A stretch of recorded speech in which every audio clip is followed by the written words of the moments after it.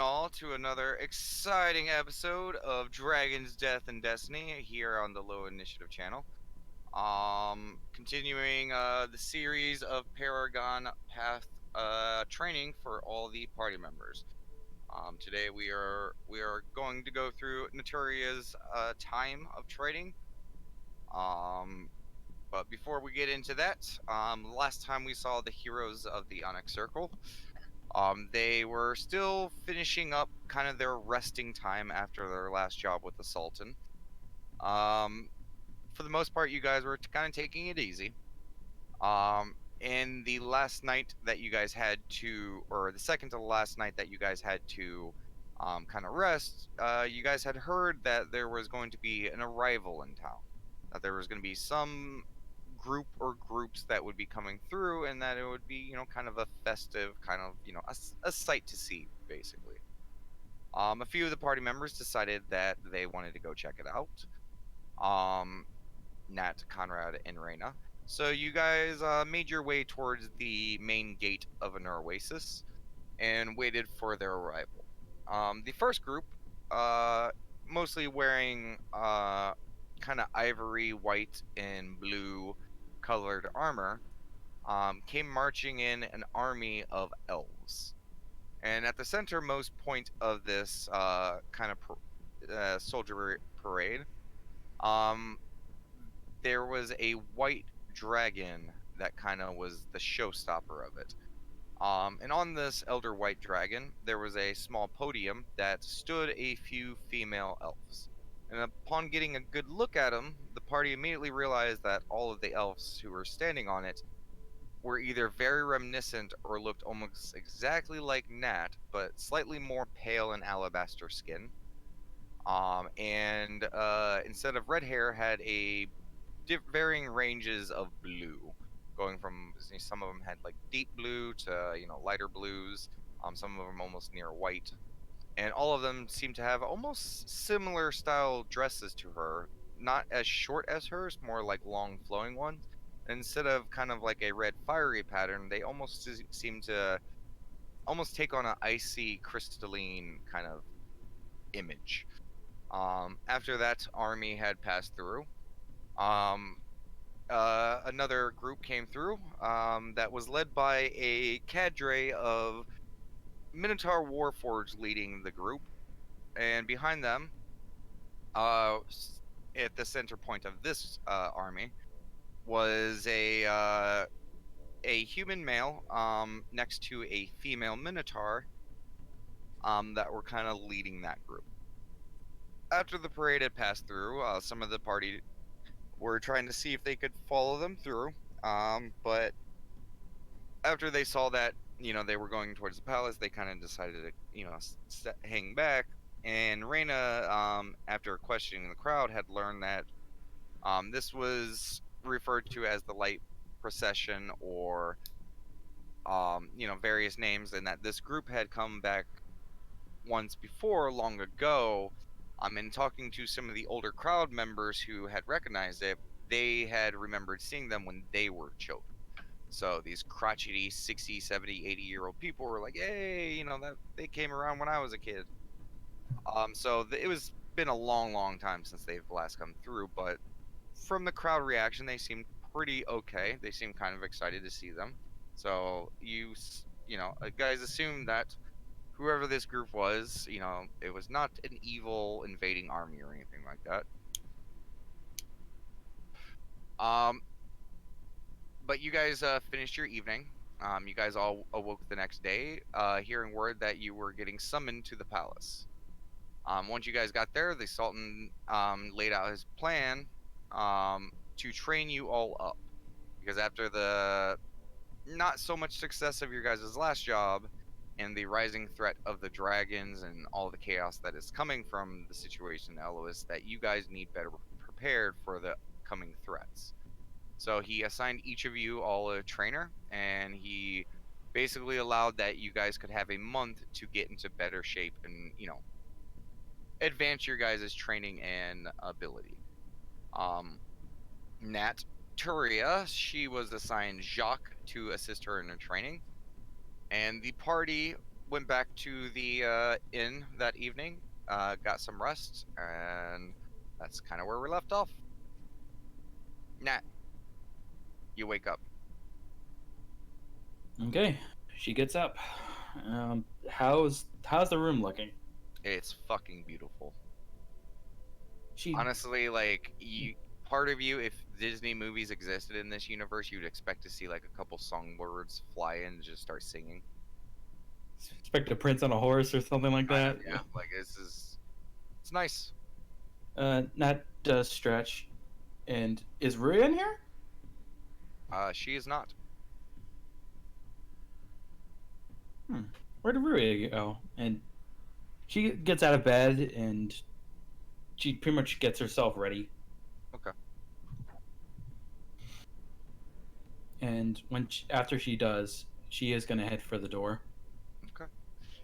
As soon as you open up the door, you see Raimi there, and she in one hand is has like a kind of looks like a tube of something, maybe out of like bamboo or something like that.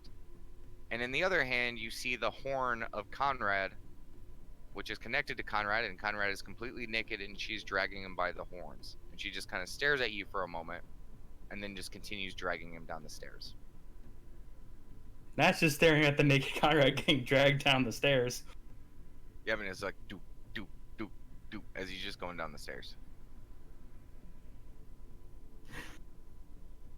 Nat's not too surprised, but Yeah, you notice there was a dart in the side of his neck.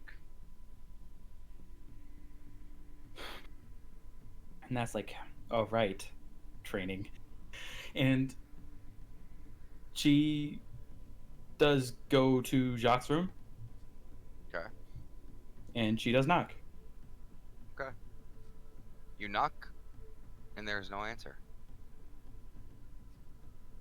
You sit, you wait, you knock again. No response. A good 5 or so minutes pass by. There's no creaking of the doors, nothing. Now I'll try to like nudge the door handle a little bit. Is there any give? Is it locked? Is it No, the door is unlocked. now? I'll just slowly open it, and then like take a look inside. You look around, and it is completely empty.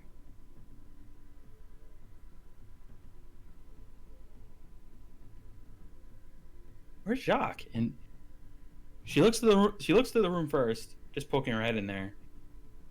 After not seeing anything, she then heads down the stairs. Okay.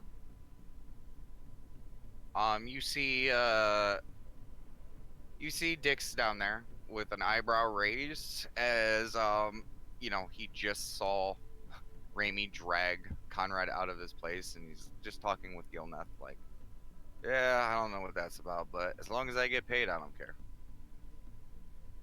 Some kind of training thing. Oh, hey, you trading? Oh, that's probably where Maria headed out earlier. Who said that? Dix. Oh, okay. Speaking of training, have you seen the the Dragonborn man, the white hair? I have not. Really? Where could he be? No, but I've just seen your naked friend get dragged out. That little weird girl that you guys keep company, she headed out a little bit, maybe an hour ago. And Rhea left with what's her name? Juan. Yeah, I'm supposed to be finding Jacques because he's supposed to be my trainer for a month. He just shrugs his shoulders. Hmm, I don't get paid to keep track of all you. that's fair. Guess I better go look for him. And she does step out to the front door, Okay. and then she heads out. Okay. Where do you head? I would like to do a streetwise check to see if anyone has seen Jacques around. Sure, go ahead.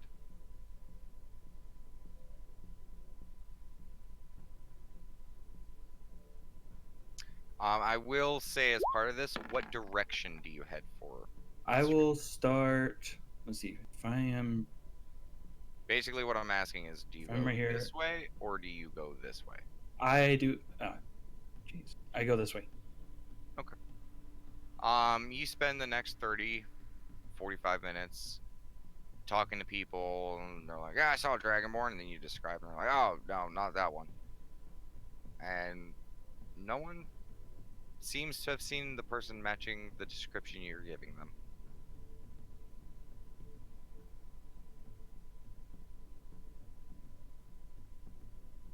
Hmm. So would I be like able to like roll again if I go in the other direction? Or is it just more like this is the general answer? I'm just I getting mean, it. you got like probably all around here, and no one's Yeah. heard of them. And it's been about an hour. Now I'll check the bazaar next. Okay. Go ahead and roll a streetwise. Mm-mm. The bazaar is busy, and a lot of them when you approach them, they kind of talk to you as a customer. Then you immediately start asking for information, and they kind of shoo you away. Um, they seem to not really care since you're not there as a customer. A couple people offer to sell you a dragonborn.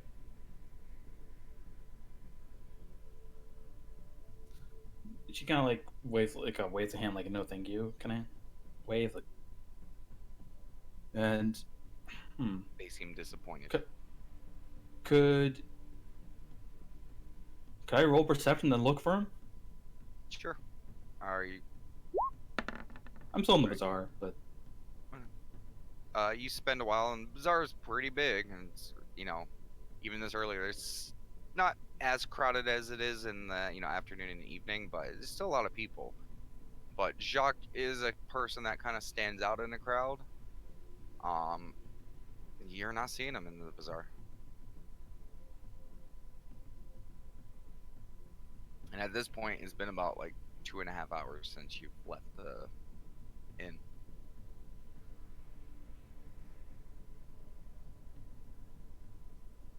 hmm.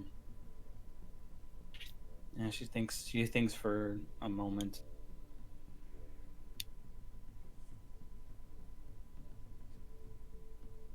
Then she's gonna go over here Okay. and look Okay. for one more streetwise check. Okay. It's gonna take a little bit to get over there. Ugh. Um. Okay. You do continue asking around. A lot of people never seen that guy. A couple of people were like, "Oh, I remember. Oh, he was at one guy. He fought in the Iris. Oh yeah, I love that fight. That was insane. He lost his arm and still just kept fighting. Oh, it was so crazy. Even after that, those guys were cheating, and he called it. Oh, it was so awesome. And like you listen to this guy rant for like a good almost 10 minutes, almost like a fanboy. Like he seems really excited about the Jacques fight. Nat Nat doesn't blame him because it actually was a good fight. But yeah, she probably was listening to it. And as you're finishing this conversation, you feel a tap on your shoulder. She turns around. You see kind of a short, lithe man, shorter than you even. Appears to be human. Um yeah, he's kind of dressed in like tattered clothing and stuff like that. Not the best. He's like, "Oh, you said you're looking for the dragonborn, yes?" Well, yeah, and she's giving like a description of Jacques, like this tall. It's like Oh yeah, quick hair. this way. What? But it doesn't. My services don't come free. And he holds out his hand. Can I roll an insight check on him? What are you trying to figure out? if he's trying anything. I mean, Like, yeah, word for it. he's clearly asking for money.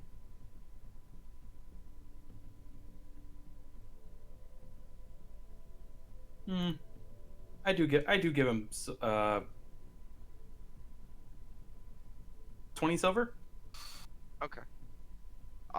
He takes it and you know, like he has like it's not a cloak, it's almost like a half shawl, and you see him like lift it up, and you hear him like put it into like a thing, and he's like, "Ah, this way, my lady," and he extends his arm to you like a courteous gentleman.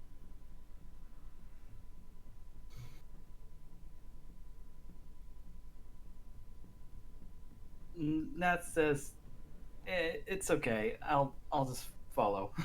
Of course, yeah. And he starts leading you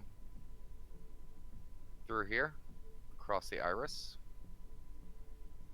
and over towards here.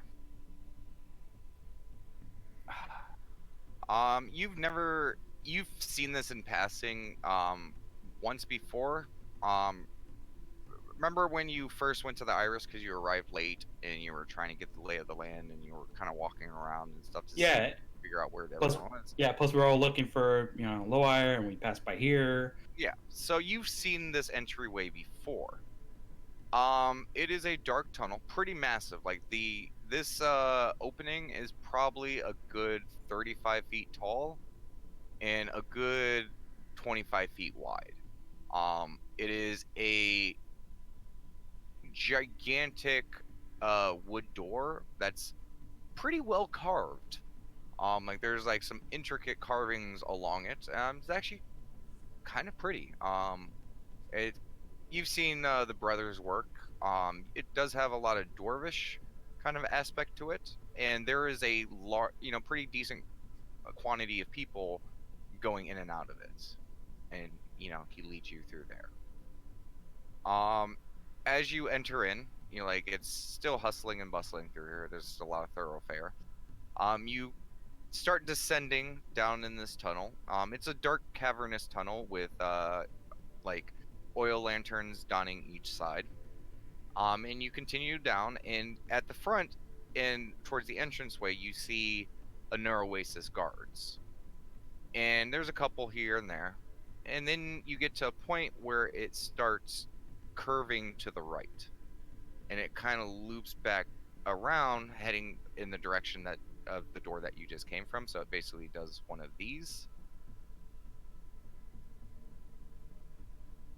and it keeps descending lower and lower.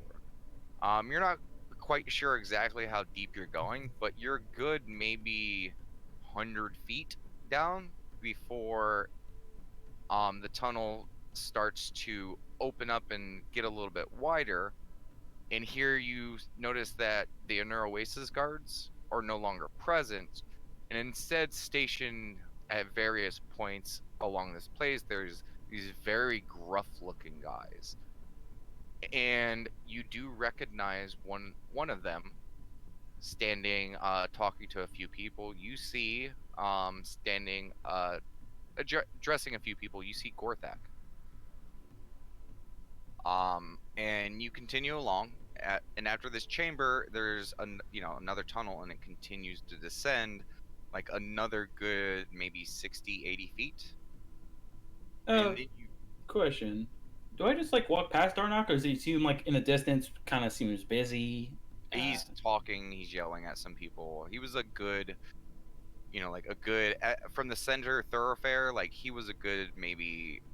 Like this, the main chamber that that you just passed through was probably 120 feet wide, okay. maybe a little bit wider, and he was almost at the edge of it. Okay. Continue. I normally you probably wouldn't see him with how crowded it is was in there, but Gorthak is a really big dude, and he has a presence about him. But you continue, and then as soon as you get to the bottom, you hear a lot of commotion, a lot of yelling, pushing, things like that. And you literally, as you're continuing down, you literally pass a few people, literally in a fist fight, just punching, scrapping, guys pulling the other person's hair. the other person's like tearing at his sleeve, and you just watch this chaos as you descend. And once you get to the bottom of this tunnel, it opens up into an insane, insanely large cavern.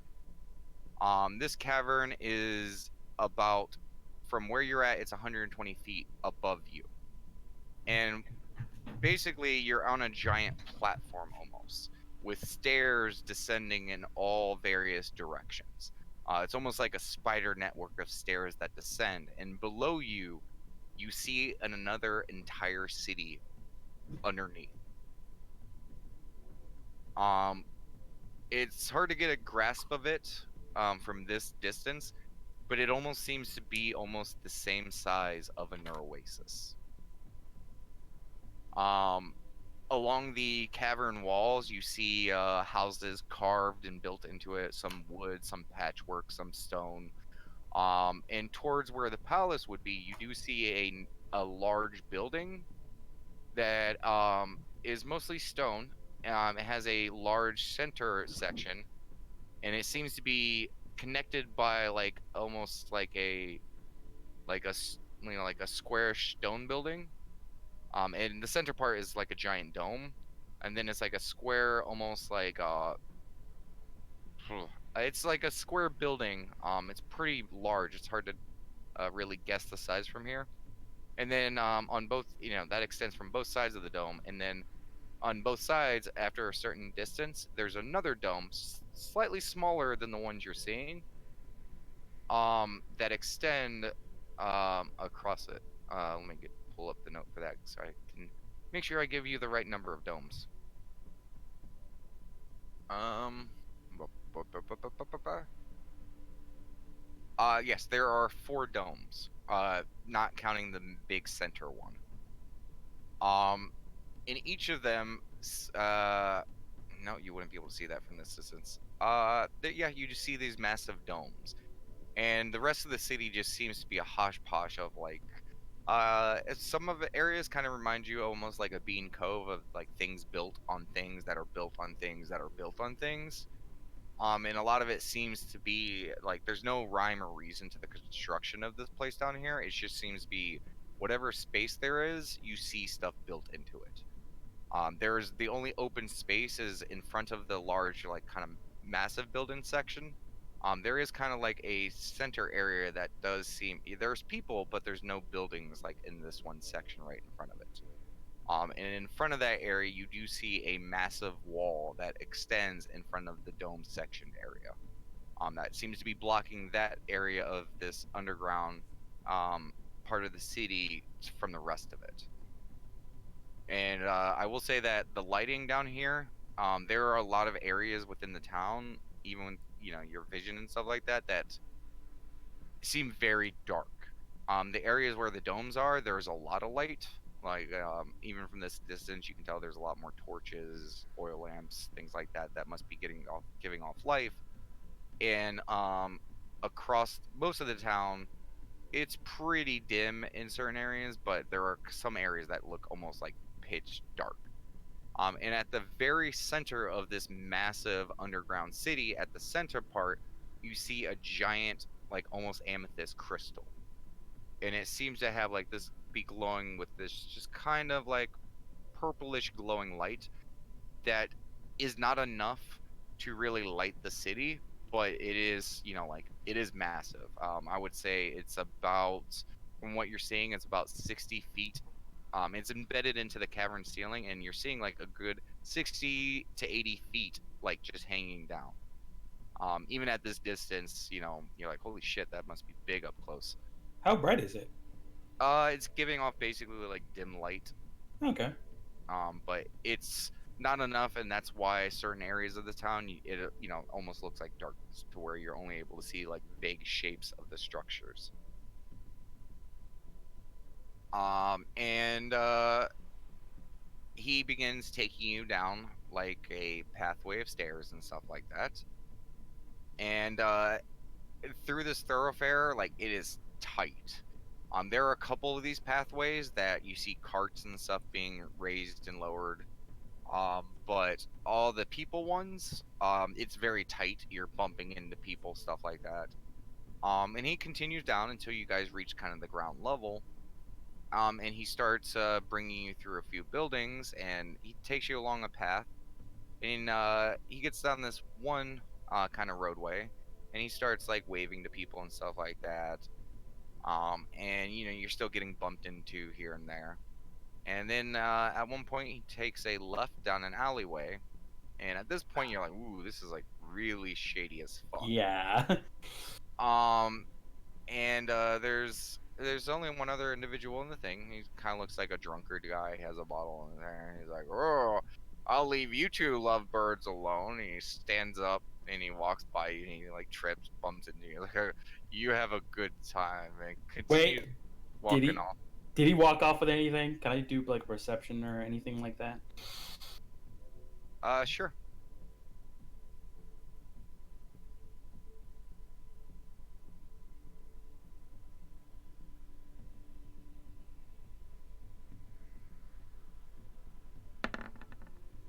Ugh. You check your stuff, everything's there. You check your coin purse, it's there. Everything's there. Hmm. And she does look back. He's To continuing to stumble. Picks up his bottle, continues to drink, and just wanders off. And he continues on through. And eventually you make your way through the alley onto the other kind of thoroughfare. And he's like, if you wouldn't mind, it's a big town. You mind if I just gotta drop something off to my friend real quick. It's just take but a second. He's right, your friend. He's right down this road. But just give me one quick second. And the man turns, walks into a door that's kind of like right on this road. Disappears. You hear a little bit of yelling back and forth, and then a guy comes out towards the door again. And he's like, shut up, you old hag. And he's like, oh, sorry about that. Marital problems. And he's like, shall we, my lady? yes. And you guys continue again.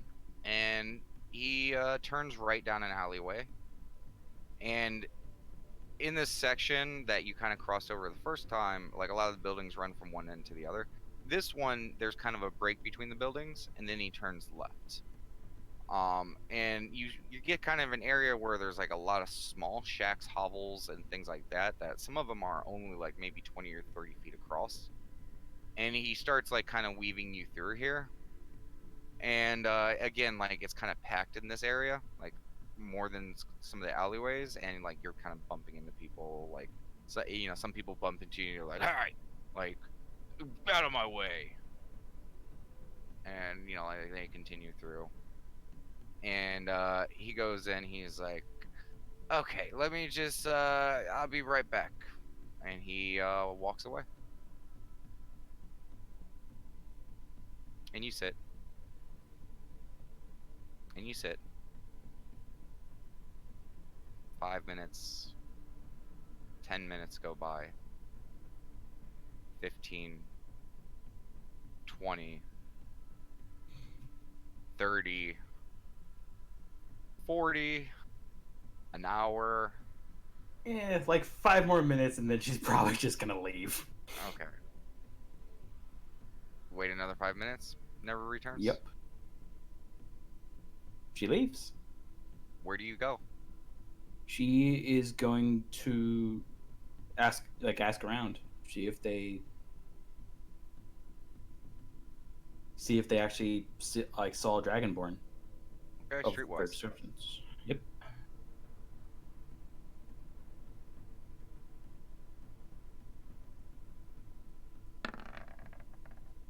Yeah. Most people tell you to fuck off immediately. A few guys try to flirt with you. One guy does get kind of like real close and handsies, and then you hear a I lady behind him scream, and like, "What the fuck are you doing?" And he tries, "Oh, I wasn't doing nothing," like, and he backs away from you. that would say that he was getting touchy feely. Oh, you were touching her. Oh, who you? Is it you, his new bitch? Like, huh? And she starts like walking up towards you. It's this elven lady. She looks pretty haggard, and she just I comes was up. like, what? Are you trying to get up on my man, huh? Are you Lindsay? Are you Lindsay, huh? I don't even know who Lindsay is. Oh, I'm sure you don't. And the guy's like, oh, come on, babe, come on. Like, what are you, why are you yelling out here? And he's like, you got two kids out, and then you just start yelling. Do you just try to walk away? I walk away. Like, you I do do so. walk away. And you continue asking around, and eventually, you find a young kid, a group of young kids. And you ask them like, have you seen a dragonborn? And you describe, it, and they're like, well, we haven't seen them, but I mean, I know somewhere you might be able to go to ask around. It's Charlie's place. He always has all the information. And then another kid, yeah, old Charlie, he always knows. And then another little girl like, I don't like old Charlie. He smells. And they're basically a whole bunch of street urchins. And then the boy, the biggest boy of the group, kind of steps off a box and he holds out his hands. He's like, "But it ain't gonna be free. We gotta eat." I give them 20 silver. You reach for your coin purse and it is gone. So they're gone. Now it is. Where to go? You look around. Do you say that? I actually do perception. Go ahead. Perception. It ain't on you.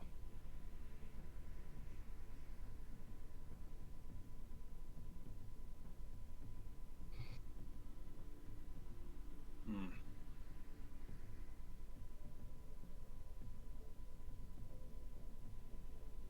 She is going to. So go ahead in your inventory and just remove Yeah. all your gold. Silver and copper too? All of it. Yep.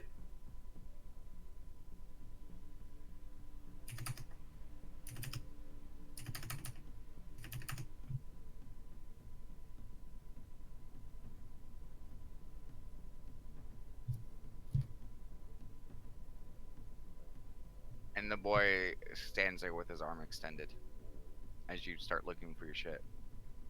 You do have something to pay us, right? Never mind, kids. This place claimed me out of my money. And she, she walks off. Where do you walk off to? She kind of doubts she'll find him down here. So she pretty much like finds her way, like goes, back where she came from. Okay. Give me just a generic intelligence check. Because you've been guided through a lot of alleyways and other things, and honestly, from here, you can see the crystals centralized, but you honestly don't know which way is north, south, so let's see if you can try to deduce it. You're lost.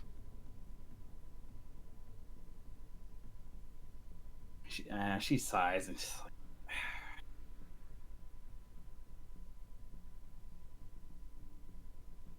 she'll just try and find her way.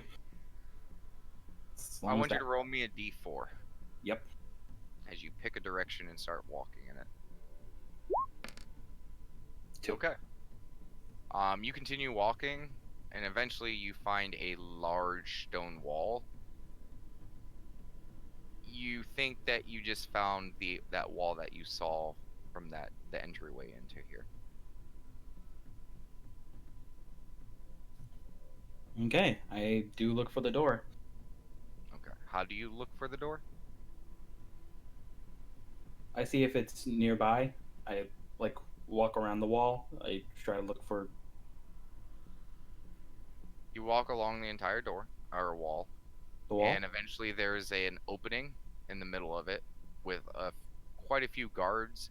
A few of them seem to be wearing different styles and different colorizations of armor. They all look mean as hell. They look rough as hell, and they're just kind of eyeballing you as you walk past.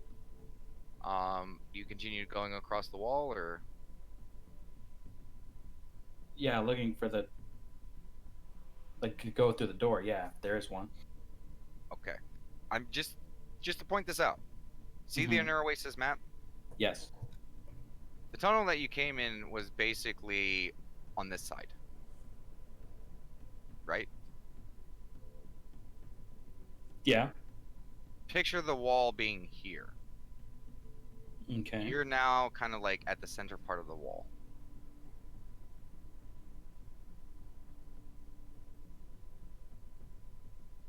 And I haven't spotted it so far. I mean, from where you're standing right now, you don't see it. At That's ground level, a lot of these buildings are blocking your sight from really seeing too far away. The only reason you're able to see the crystal is it's kind of centered and at the top. that's gonna keep looking for it. Okay, which way do you go? Do you continue along that wall? Yes. Okay. You continue along, and eventually you reach one edge, another edge of the cavern, and it's just a row of buildings. All right. Continue down. Yes, I do. Okay. You just continue, and eventually, once you get to a certain point, you do see the webbed stairwells leading up to the main entrance to the under city. I go back up. Okay. At this point, you've spent a good almost 3 hours navigating there, being led on this wild goose chase. Yep. Um, yeah. You are now in an oasis.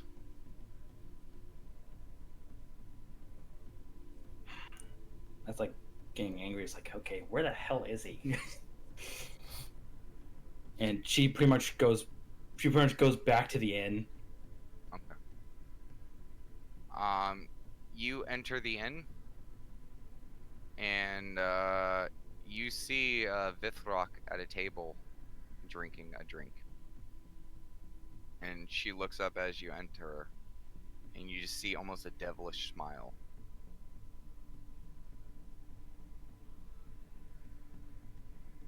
Nat's just pretty. Nat's just kind of angry, and she just finds the chair and sits down right at her table. As soon as you begin to walk up, she takes a drink, pauses for a second. She's like, "Ooh, he is not happy with you."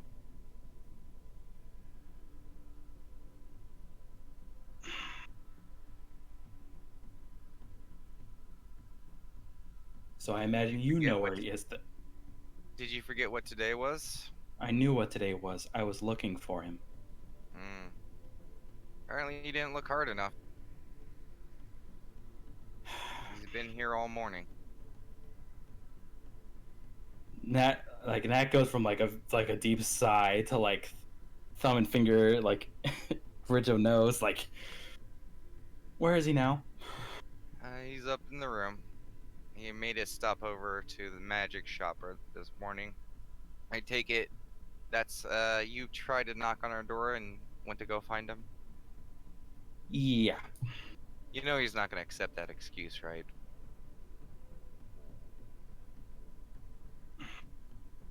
probably not. But I already got robbed of my money. You hear a giggle.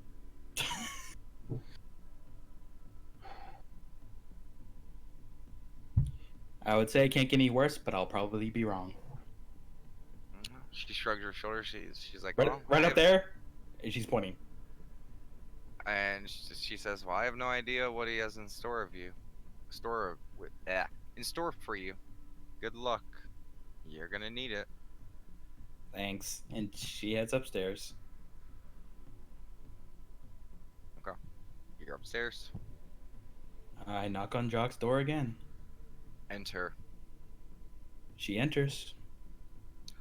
See Jacques. He has on the table in his room. He has a couple books, and he's facing away from the door. He has a book open, and he's currently looking at it.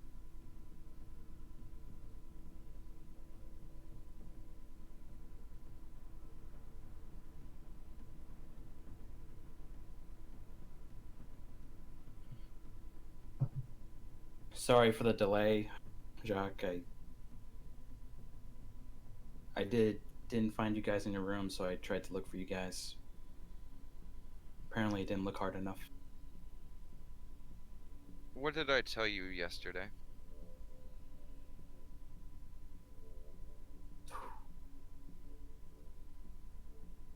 Jeff, did he actually tell me something yesterday?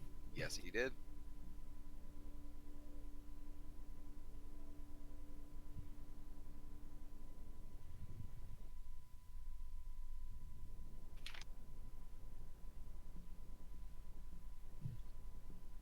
sits there looking like an idiot because she forgot. Yeah, she forgot.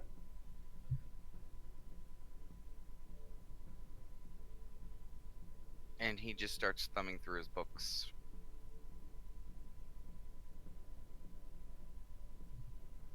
And you sit and you wait. Well, she doesn't really sit. She's more I meant like, like you're just standing in place. yeah.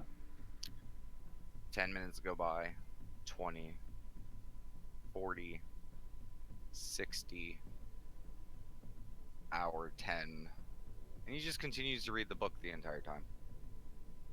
I forgot what you said, Chuck.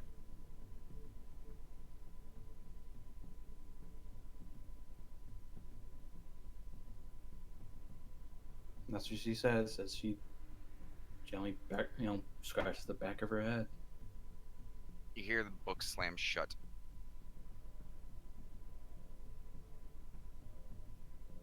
And he just looks over his shoulder.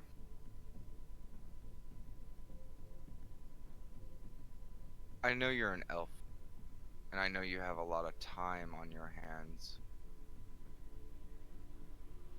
But I have more now, and I still don't like to waste it. Sit down, as he gestures towards the bed. That's it's at the bed. Or if he's gesturing to sit on the bed. Yes. Yeah, she does that.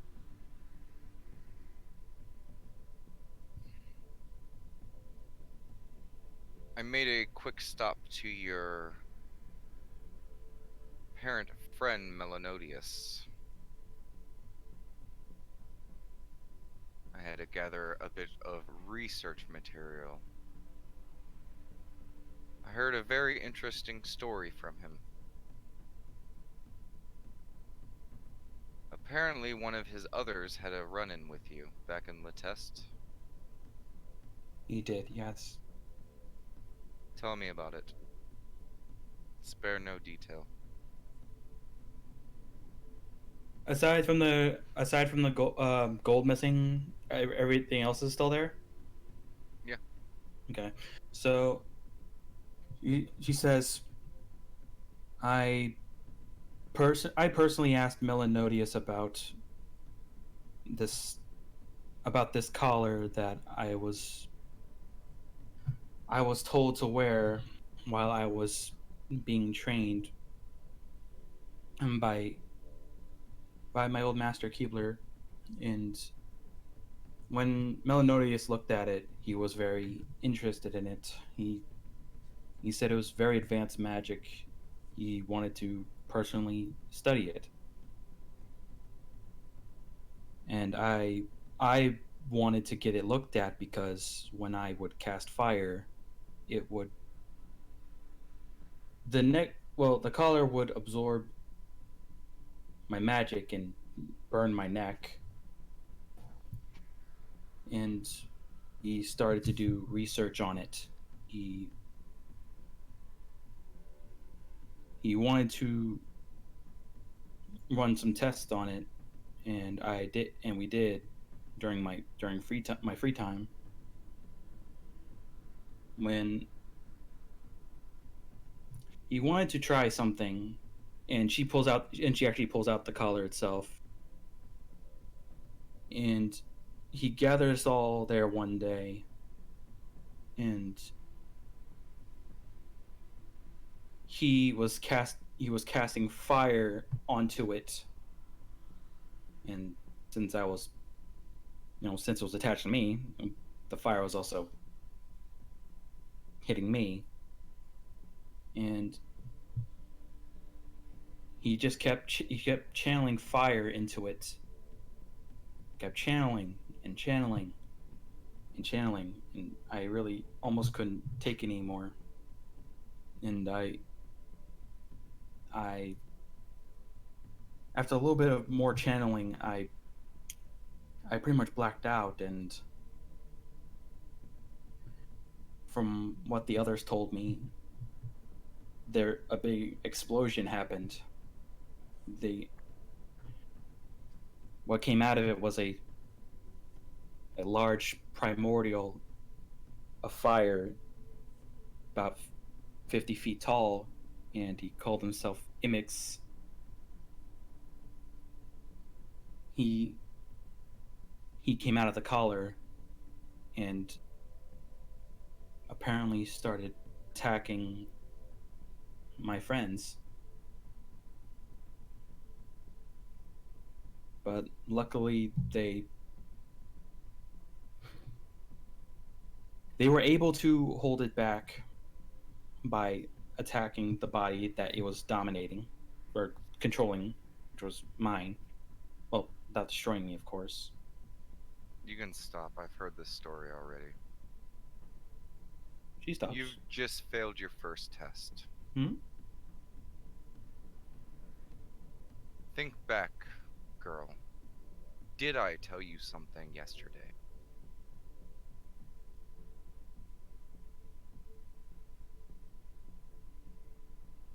Roll me an intelligence check.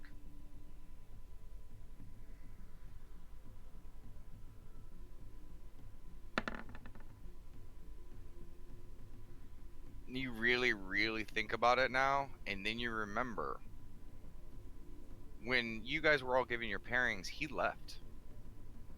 He didn't say shit.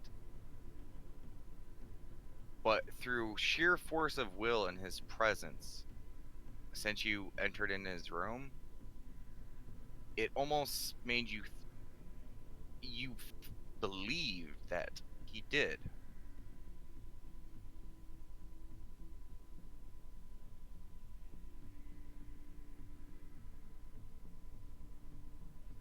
So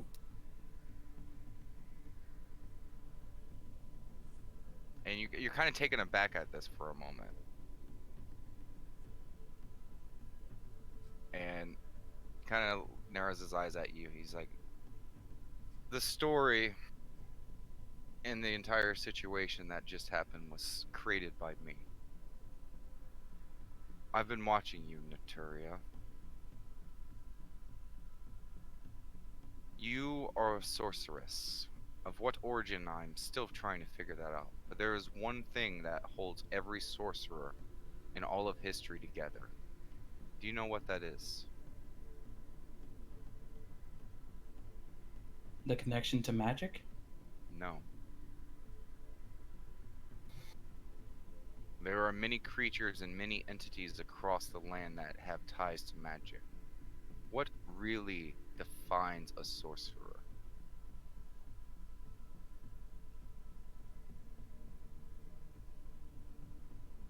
Their magic is more innate. They were practically born with Untrue. it. I Really? can list off 1,000 other magical creatures that are born with their abilities. So what makes a sorcerer different?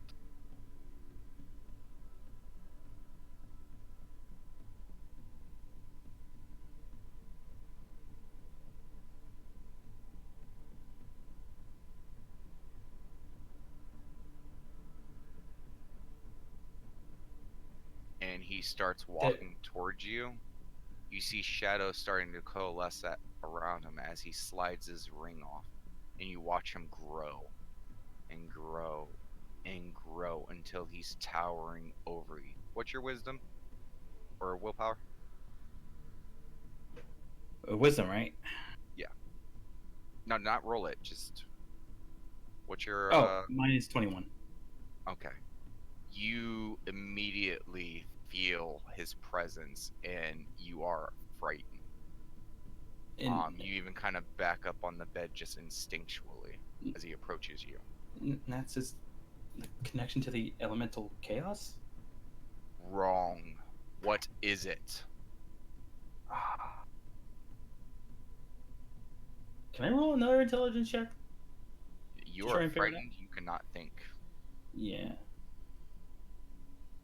I will allow one whiz right now. Just go ahead and roll a wisdom. Wisdom? Oh. Yep.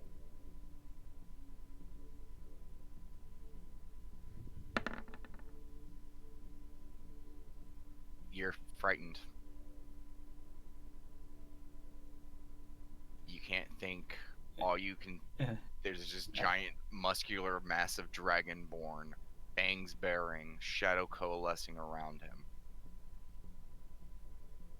Yeah, that can you answer? It's like, And he turns away from you and he slides on his ring. And he just shrinks back to his normal size. What you just experienced was fear. I've never hurt you once, have I, Nat? no, I've never laid my hands on you. You've never been struck with my magic. So why did you fear me? the power that you have. And he turns towards you. The one thing that defines all sorcerers is our over dominating will. We command the power we hold. Wizards, other casters, they may use borrowed power or learn to manipulate it or construe it. We dominate it through our sheer force of compulsory will. Some casters use willpower on themselves to infuse magic. We channel it outward. Mechanically speaking, he's talking about charisma. Okay. You may have the power, Nat, but you are sorely lacking in how to use it. The way you speak, the way you present yourself, doesn't match the power that you control, that is contained within you. This is my first lesson to you. A sorcerer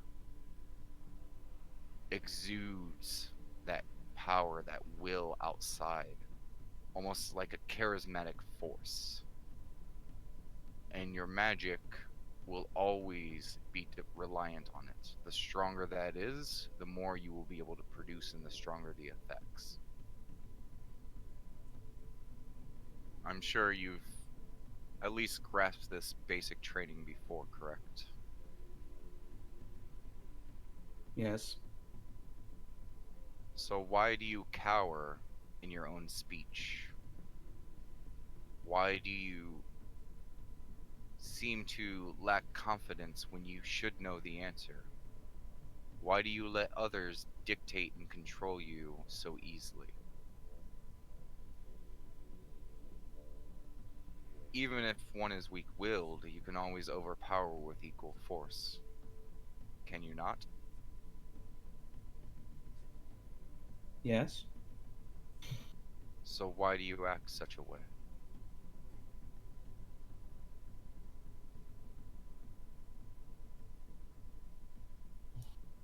I always ask for guidance because I never know the answer. Do you think I know the answers?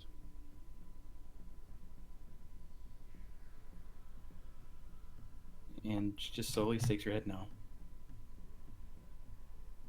But I'm sure since you've met me, it probably seems like I do, don't I? Yeah. Why do you think that difference is? We both don't know the answer yet. When I speak, it seems like I do, and for you, as he looks towards your missing coin purse, seem to not exude that to a point where people take advantage of you. I lack confidence. And he nods towards you, yes. So why is it, Nat? Why do you lack it? What are you missing?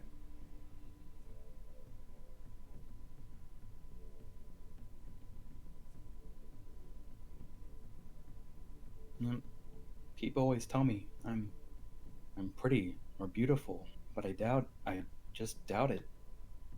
When I when I think I have an answer, I just doubt it. Why?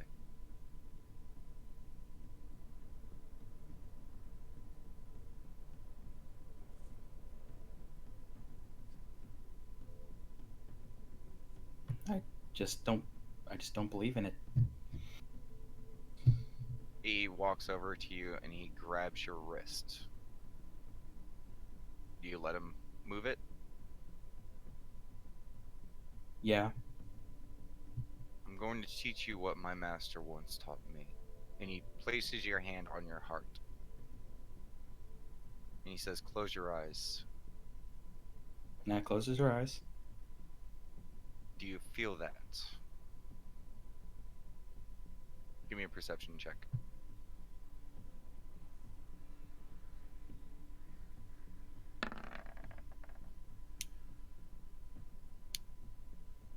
You feel it. After a moment, you go quiet, you close your eyes. Boom, boom, boom, boom. Feel your heartbeat. That is your life. This is yours. People can take it from you, but you're the only one who gets to decide where it goes. Am I right? Yes. So don't doubt yourself. Be confident. You are in control. If you cannot learn this basic lesson, then you will never be in full control of the power that sleeps within you.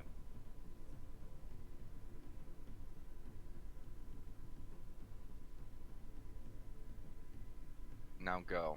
Back to your room. Enjoy your night. Knock on my door in the morning and we shall continue your training. Nat And he just walks back over to the table and picks up the book and begins reading. Nat just stands up and goes for the door. Goes, just goes back to her room. Okay. What do you do? She just sits on the bed and she just thinks. About? Herself,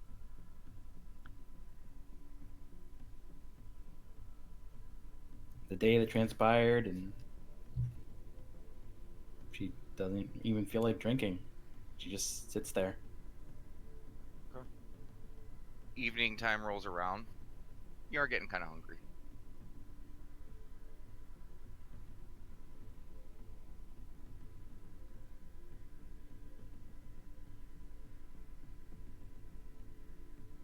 So, and she like uh, puts her a hand on her stomach, and she's like, maybe I could go get.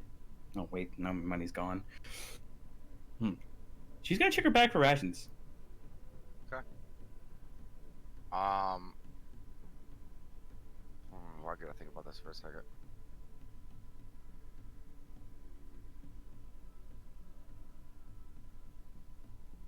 Okay, you dig through your rations, or your bag, and you find your rations. Most of them are still caked in sand.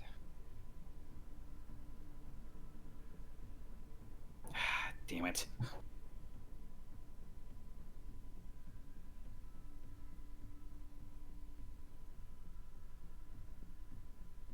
She puts the rash.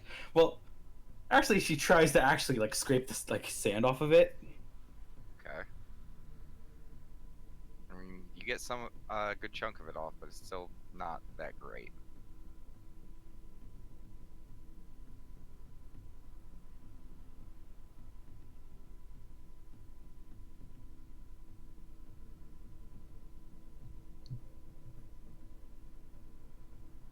Saying right now, unless you Yeah. have some way to actually clean this off, they're not really that edible.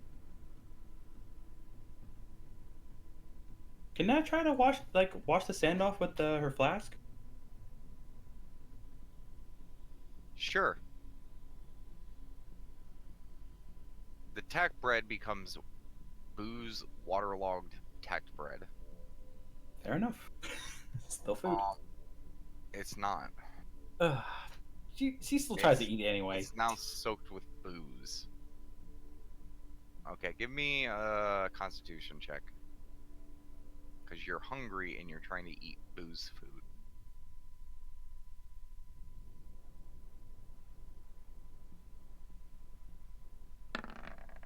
This is gross. You're not going to be able to eat this. Ugh. Yeah, just, ugh.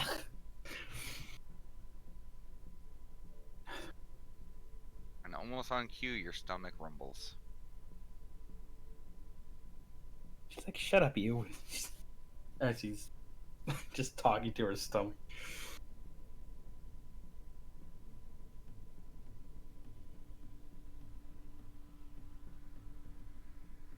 And she pretty much just sits there. Okay.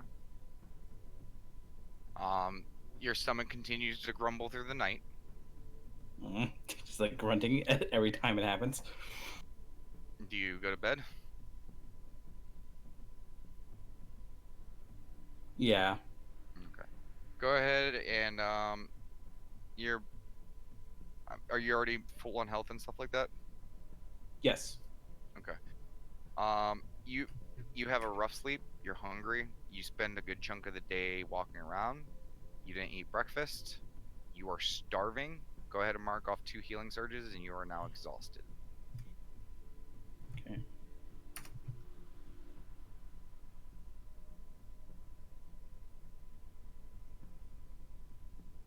I mean, no when morning hits. Yeah, it's you get some really crappy sleep, so it comes, but you're just like it's one of those like it almost feels like you just fell asleep by the time the morning is starting to creep through the window and stuff. It's like waking up to an alarm clock. Just, Yeah,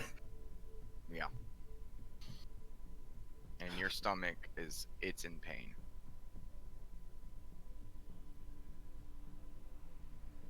just another day. Just another day. And she tries to make herself look presentable. Probably fails, and then goes back to Jacques' room. You knock on the door. You hear some creaking along the floor, and the door opens, and you see Vithrock there.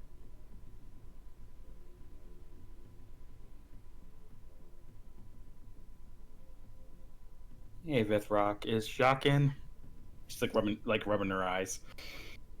Oh God, you look rough. Yeah. Have you seen him? Yeah, he's still in his box as she gestures towards the thing. She says something out in Draconic, and she's like, "I'll leave you guys to it," and she walks past you and starts walking down the stairs. She enters. And as you enter, you see kind of shadows start to pour out of the coffin, and it starts to coalesce in like a kind of like a area, and then it starts to shape up towards a humanoid form, and there's Saint Jacques.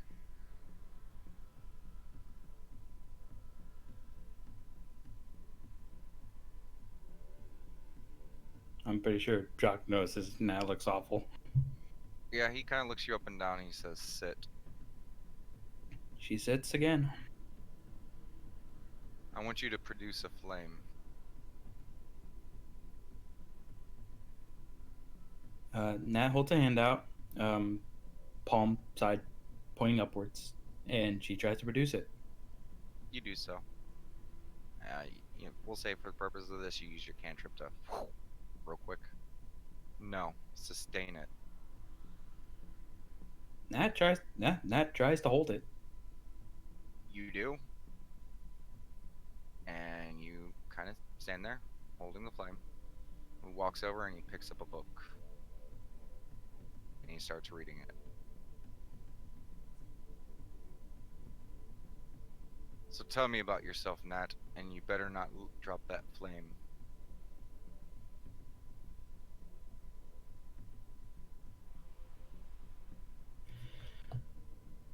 Well, it's well.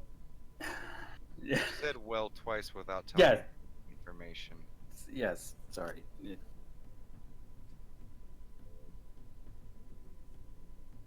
Back back home, I was pretty much Mm, pretty much helped my family as they worked on the farm. I had my I had my mother, my two sisters,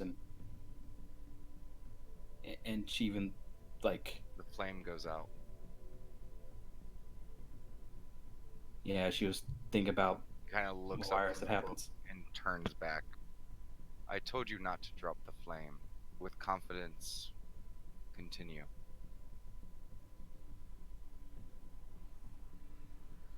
My two sisters even even the wire, even though I've seen the real him for only a short time. We we didn't have much, especially since uh, And the my flame father goes died. out. He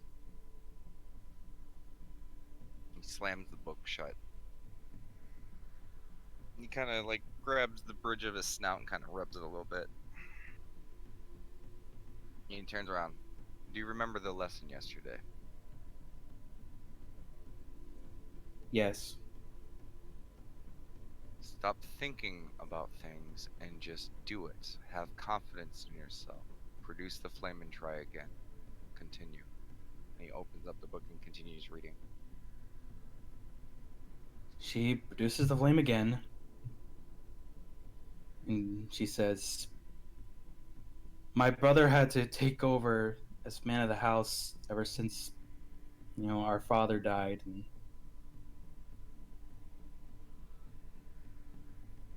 and even then, we made do with what we had, and I was quite happy to have them accept me for who I was, and I hope that life lasted forever. But when but when the demon came and you know Flame goes out. and she And he says stops. damn as soon as the flame goes out. You're letting your own failures get to you. Why?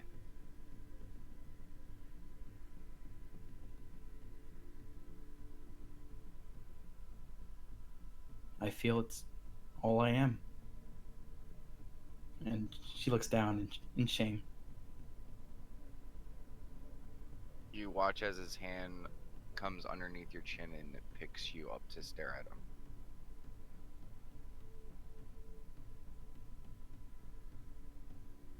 She's having a little trouble making eye contact with him. I know the deeds that you have done since arriving here are marred in shadow, but you cannot discount what you have done. You have slain dragons, you have saved cities, you have battled armies, you have raided entire villages, and through it all, you still stand here alive. Do you understand the dangers that Eolus has? I'm aware I died twice. And yet you are still here. Why are you still here?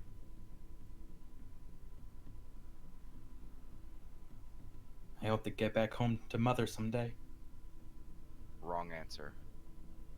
Why are you still here? She thinks about it. Because I want to be here. You want to live, don't you? Yes, That right there is the one bit of will every creature in existence has. If you lose that, you will lose yourself. Now sit down, think about this, produce the flame, and do not let it drop. she reduces the flame again. And she's thinking about it. Okay. Without having to like really concentrate on anything else, you're able to sustain the flame, and this goes on for hours, and your stomach is continuing to rumble. Like you're getting bad, and around lunchtime, you start struggling with the flame because you're just running out of energy. You're tired. She's trying to ignore it, but she's just mostly trying to focus on the flame, and It keeps going out. she's like trying really hard to like keep it up. Give me an endurance check. Yeah.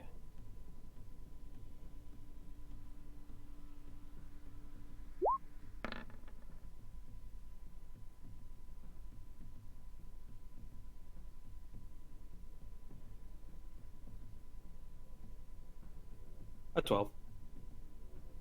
It's not working. So I guess the flame's out now. Yeah. You keep trying, and it sparks, but you're tapped. She just lowers her arm, and she just sighs deeply. You failed today's lesson as well. Return to your room and knock on my door in the morning. She stands up and then goes back to her room. Okay. What do you do? She sits in the same spot, thinking about the same thing, just looking at her hand. And your stomach is fucking fierce right now. You would eat a baby. I'm kidding. You're not that hungry, but you're getting there.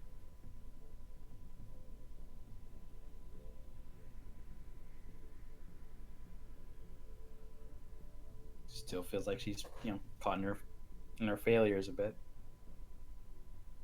That's all she's doing, just staring at her hand. Yeah. Hours pass. Evening rolls around. You are starving.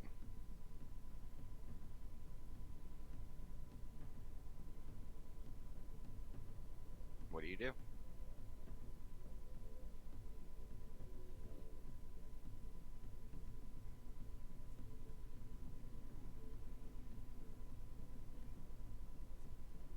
Ned heads to bed. Or at least tries to. Okay. You do not recover the healing surges. You lose another one, and you're at the second stage of exhaustion.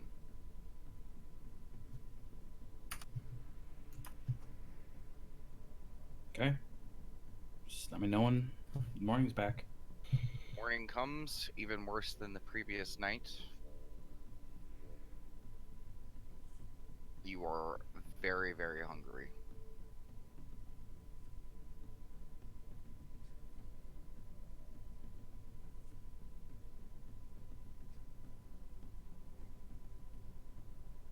Nat's gonna go downstairs.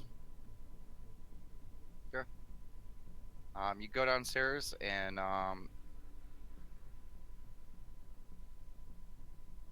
what was I get?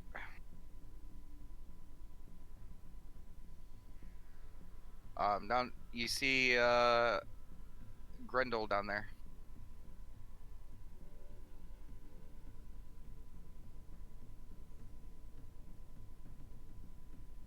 And which one was Grundle? The mind player. Okay. She passes by her. Oh, she's at the bar. Okay. Is she like doing the work there, or is it just Nope, she's sitting on the stool, and she kind of looks over. And what do you do? sticks there? Was that no? Just Grendel. I will say it's pretty early in the morning. Fair. And she says, excuse me, do you know when Dix will be in? I'm kind of hungry. And you hear in your mind, a very kind of sultry female voice. The poor bastard had to go run a few errands. He should be back in a couple hours. What do you need?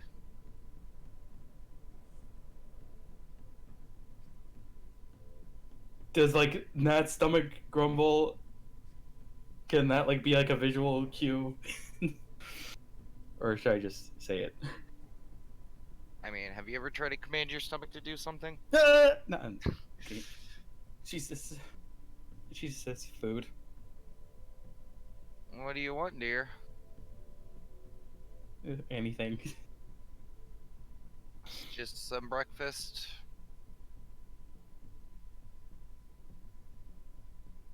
Yeah, I don't have any money to pay for it though.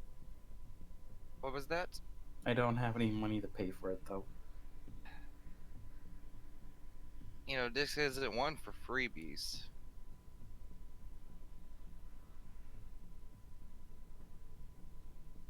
I know.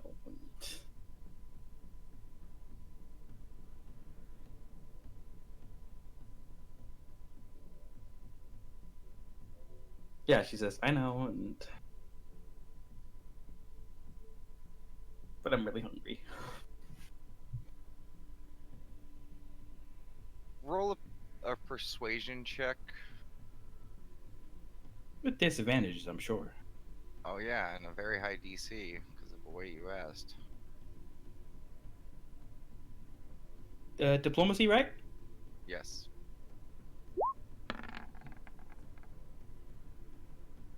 Sorry, dear, I don't make the rules.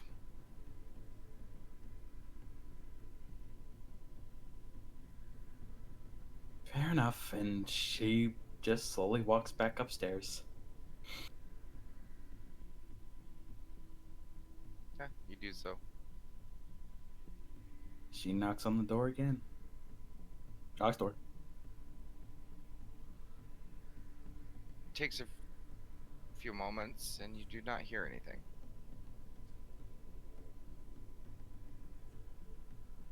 You knock again, or One more time. after a few moments, you hear light footsteps walking towards the door, and the door opens.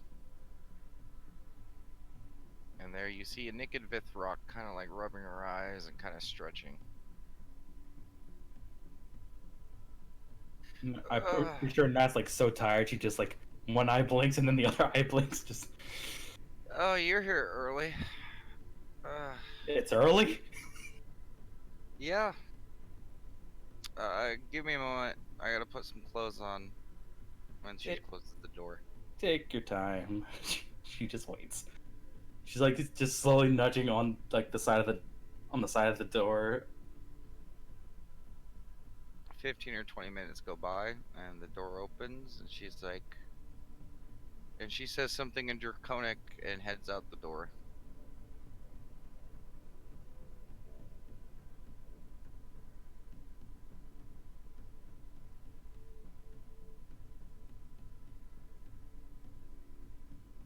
And she says, Go ahead.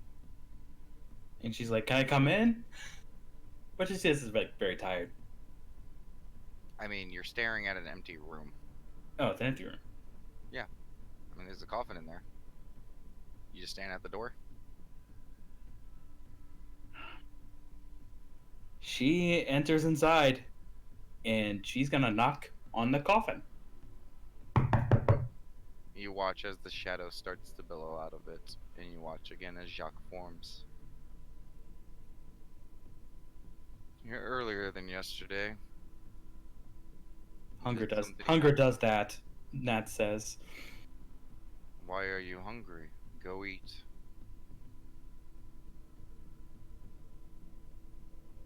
I don't have any money for food. And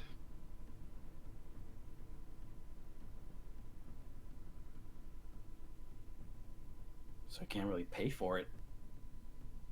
you need to eat to survive, correct? Yes. Do you think you will be able to pass this training if you're hungry?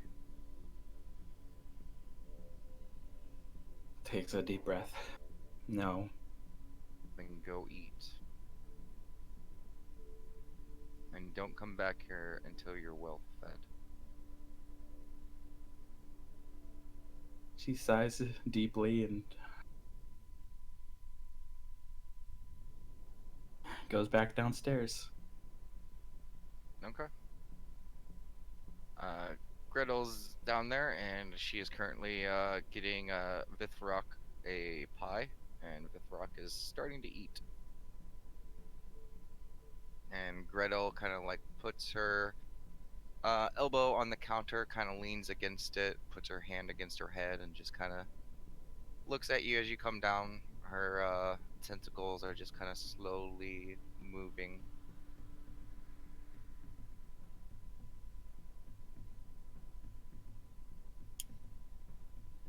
She goes back to the back to the bar counter.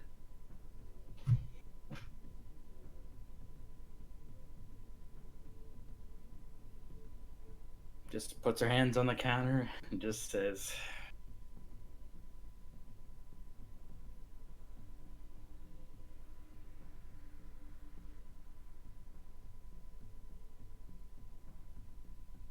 "Yeah, and that's like, I really need food.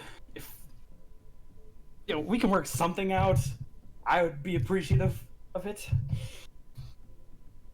And she's like, "Ooh, now you're starting to speak my language, girl." And she kind of leans in, and one of her tentacles comes up and starts caressing the side of your face.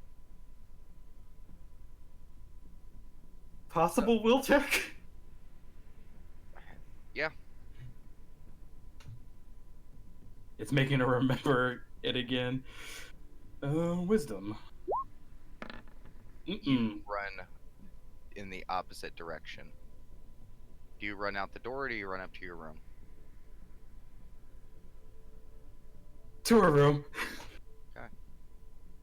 You go back up to your room. Ah! It's like, she actually like screams a little bit.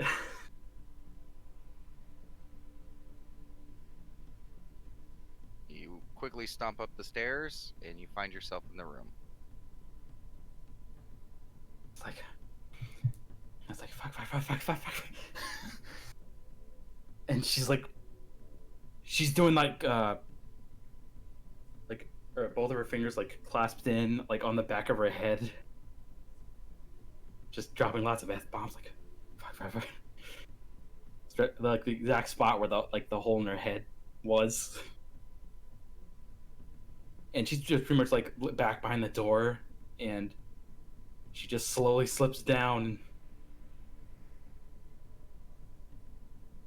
Okay, I need you She to just roll cowers me there. an endurance check.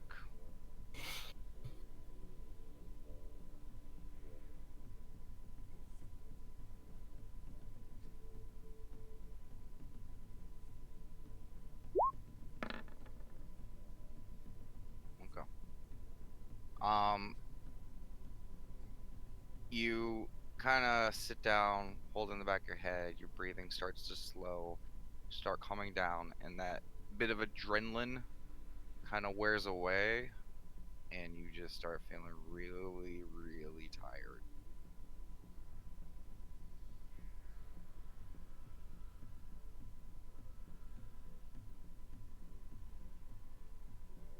She's let's see. She's doing that like a knees up, like arms on the knees, like head down kind of thing.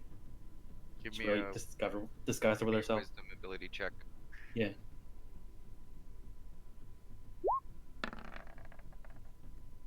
Okay. Put your head down, kind of upset with yourself. Just close your eyes and think about it for a moment. And you open up your eyes kind of like from a startled feeling.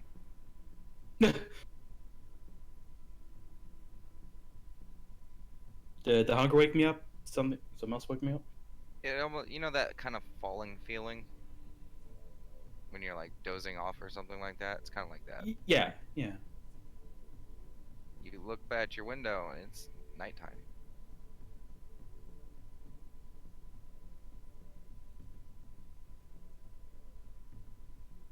Still kind of tired and hungry. That's just. I can do this. I can do this. And she gets back up, and she heads back downstairs. Okay. There are a Is few There are a few patrons in here, a couple dwarves, a couple elves, a few humans, and Is Glenda still there? Grundle. Grendel, yes. All right. Yes, Grendel is there. Nat's gonna go up to her, and she's gonna say, uh, Oh, I'm, she's back. I'm, I'm sorry for running away like that. I just always. Speak your mind, girl.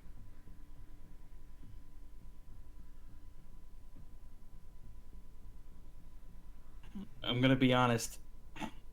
Every time I see a mind flare, it just reminds me of something, a traumatic experience that happened to me. She's, her eye kind of like twitches a bit.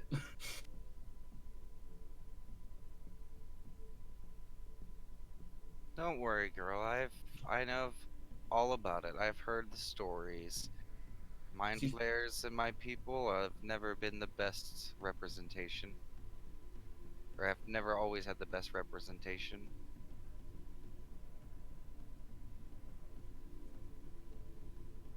You think I could stay here in the city if I got offended at every time someone walked away or got a little scared? I am what I am. That's all there is to it.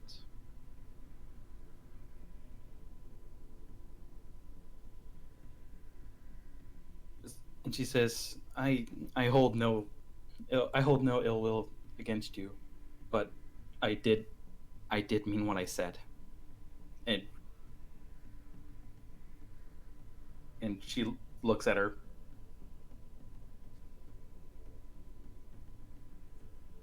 about, Speak up, and girl. she does like the hand on the face thing, and Hand on what face thing? her face. She's like pretty much replicating the thing that she was doing, and she's like, speaking your language.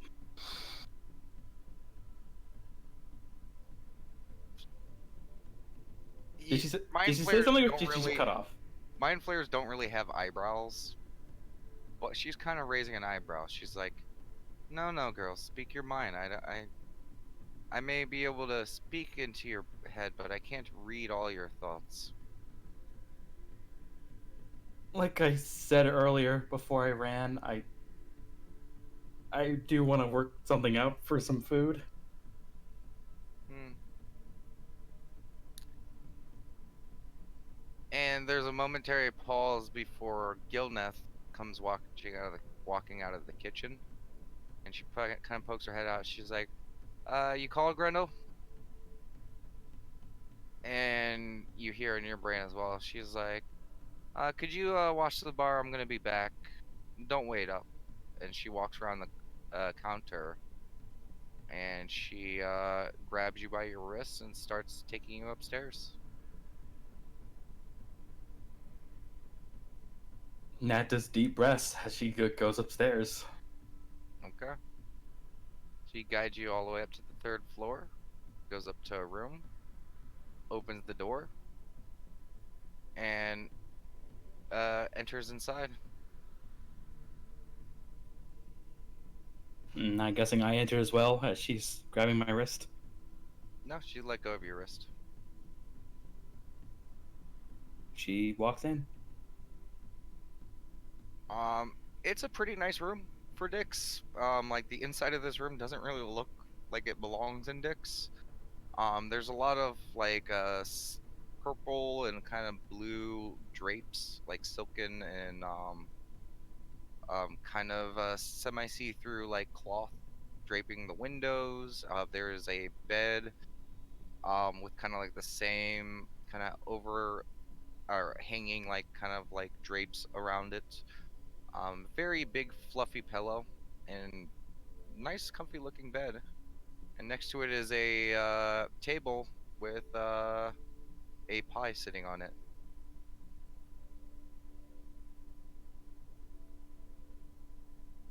Now, I was admiring the room, but I'm pretty sure she smells the food now. Yeah.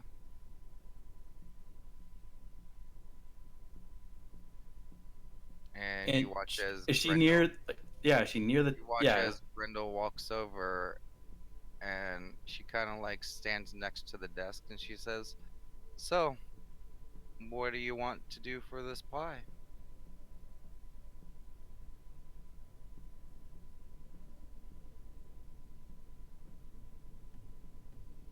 she she takes a deep breath and she says, "Sex." You hear a giggle in your brain, and even like She gets a blushy too because of what? It's like even the tentacles kind of like recoil, almost like they're trying to cover her own face from the giggle. She was like, I was gonna think of something else, but it's been a while since I've had a cute elf like yourself." I guessed wrong. And she oh, and she's like, that's like burning red. Oh, I mean, I wouldn't say that. Might be the right decision after all. And she picks up the pie and goes sits on the bed. And she kind of pats the bed next to her. She walks over and sits on the bed. Okay. And she kind of leans in, and you feel the tentacles kind of like rub on your neck and along your face a little bit. And she kind of holds the pie out in front of you. Honestly, no wisdom save needed because you're kind of distracted by the pie. Um, yeah, and let's just say you get to enjoy some pie, and she gets to enjoy some pie. And you pass out with a full belly. And actually quite a pleasant evening. Surprisingly so. It's almost like she knows what you were thinking during certain things, and she was acting upon those thoughts without you having to say anything. And you honestly lose track of the evening, and you kind of wake up, and it's morning. What's the situation? Am I partially Yes. naked? Oh, No, you are naked, and there is a purple arm wrapped around your waist. You are kind of in a little spoon position. There's one oh, there's one tentacle like on your neck, still like kind of draped over it. that's like so. I really did it, huh? And she's like really red about it. And she gently pats Grenda, but just like gently like getting the tentacle off, just making sure not to disturb her. Okay. Give me a stealth check. My best stat.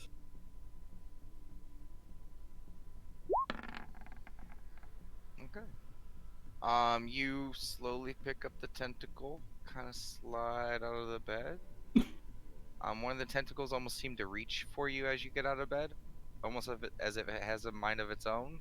You watch as Grendel kind of stirs a little bit, kind of like rubs the spot that you were just sitting, kind of stretches a little bit, opens her eye a little bit, and just kind of rolls back over and continues to sleep.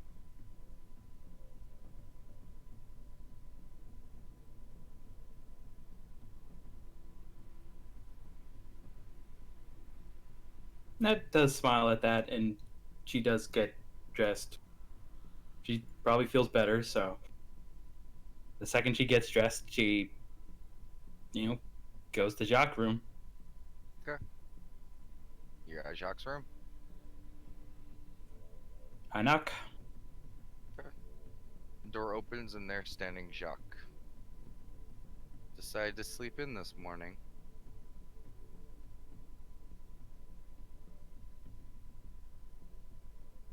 It couldn't be helped. But I do feel better and ready. Come in. Sit down. She comes in and sits down. Produce the flame. She produces the flame. He sits down at the desk and continues reading a book. So, are you going to tell me how you fed yourself? The flame immediately drops out for a moment. Not then the flame just. Nat does the flame again, and she says, "I was willing to do whatever it takes for the food. I had sex." There's like a low chuckle. Well, that's not what I had in mind, but And she blushes as he's also chuckling at her. And she's like, mm. well, whatever works. And you continue to just hold the flame, and he continues to read. Hours pass. Turns to be about afternoon. Starts getting into evening. And he closes the book and he says, "You can stop." She stops.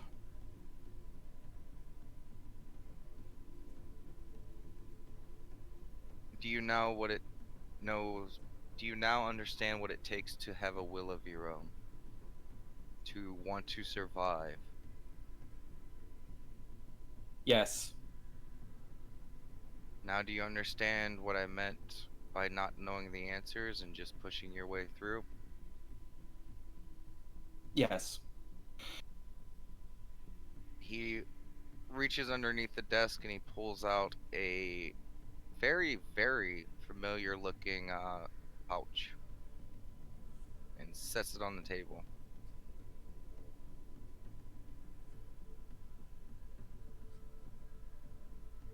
She looks at it. Give me a perception. Yep.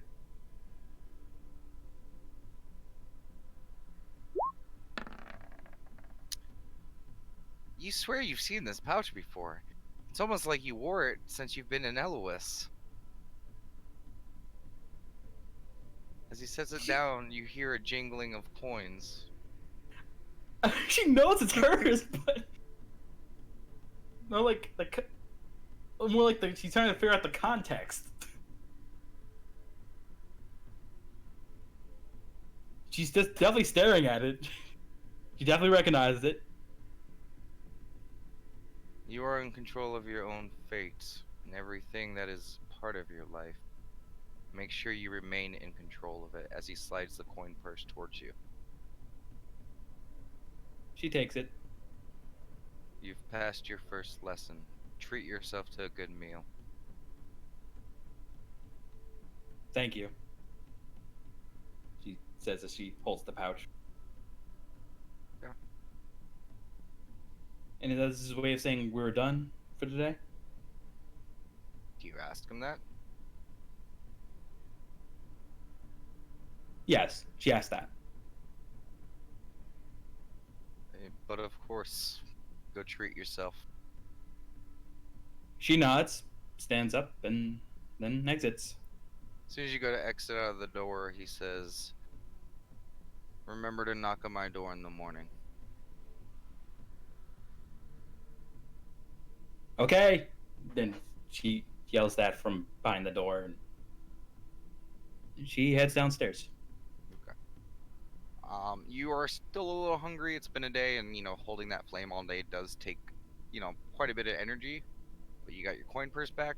So what do you want to do for food?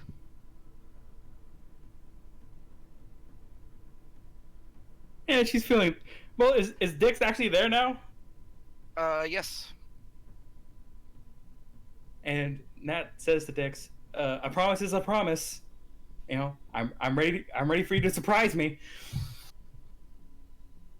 Oh, I got 3 new ones on my menu. Well, not on my menu, but in the workshop. Which one do you want?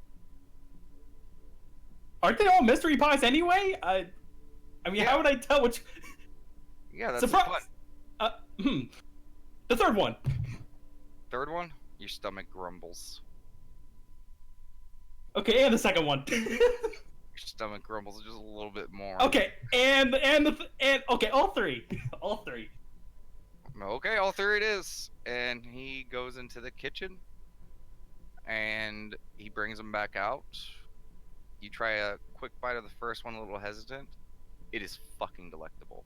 It's almost like an autumn pie. There's a little bit of almost like a pumpkin or a squash kind of like base to it. But with the kind of like the cinnamon and the spices that it has, like it's kind of like a nice. It's nice, very nice. You bite into the second one, and the best way I could describe it is it's almost like an Italian pie. It's almost like pizza in pie form, and it is fucking delectable. Good And so far. you get to the last one, and it's almost like a breakfast one. It kind of has eggs, sausage, things like that. Red peppers, a little bit of onions and stuff like that. It's fucking delectable. All three of them are masterpieces. She's like, I got lucky today, and she's got a big smile on her face. Okay, we're gonna go ahead and take a break as you start to gorge yourself, and yeah. So a quick 10-minute break, and we will return here shortly. Crap! I can't believe I guessed wrong.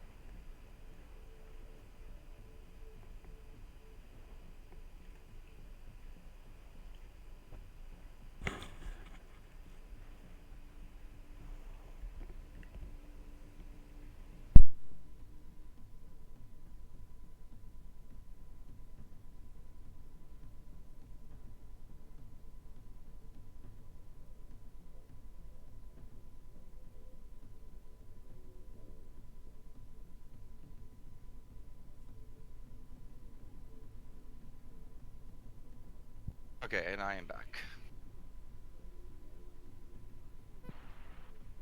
Hey, Hello. Man, what is with you guys and going hungry? Hello. God, is Ria gonna like No. go hungry too?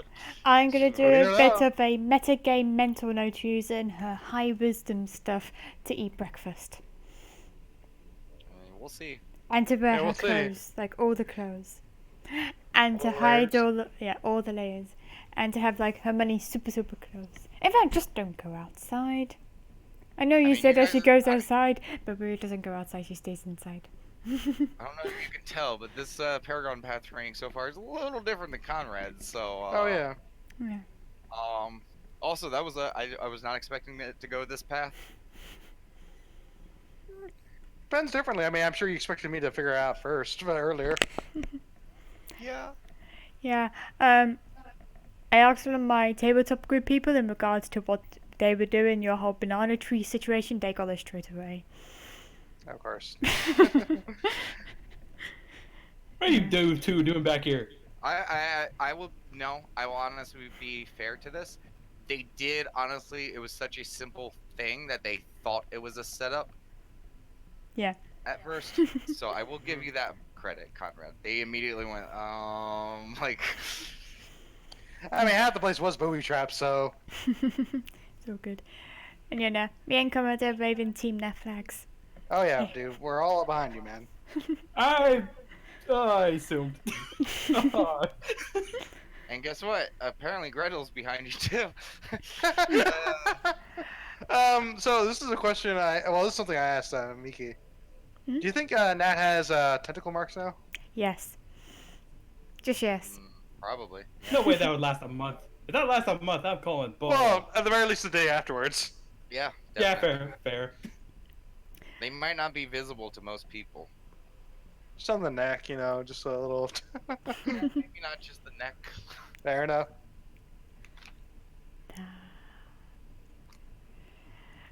Not gonna lie, didn't know the story was gonna take that route. I mean, if it's one way to get someone's confidence up, is definitely there. I thought that was what she wanted. No. Trust me, there's a lot of this so far that It's what she wants even now. with Conrad's, like it's, like I have bullet points for all of your guys' stuff, but there's a lot of like just open space. And again, as a DM, a lot of times you don't create the story, the players do. And you're so far, both of you guys are creating a good chunk of your guys' story for your own Paragon path. It goes the way it goes, man. What was she looking for? Like what was Doesn't gonna be matter. her answer? Ah, Doesn't matter. You chose your answer, live with it. There's no point in worrying about it. Yeah, I was gonna say no. She that's made what makes note me of worry them. the most. Telling me not to worry about it. She made note of initially wanted the answer you gave her, but she definitely wants that now. And Yeah. I mean, honestly, like if you're, want to listen to Jacques' first lesson, then you shouldn't worry about it. You survived, didn't you? Yeah, so like it's kind of funny because I just like, personally I had a suspicion Jacques may have already known, but I just like them even being surprised about it. I mean, he ain't omnipotent. True. I may have sabotaged you and got your coin purse taken away, but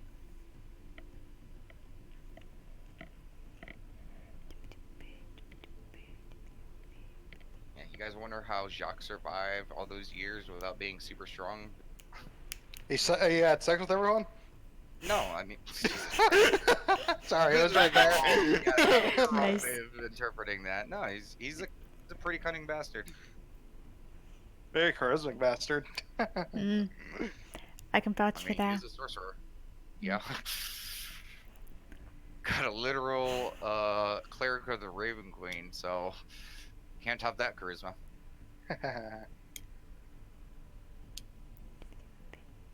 Okay, you ready to continue? Yeah. Alright, I'll hop off.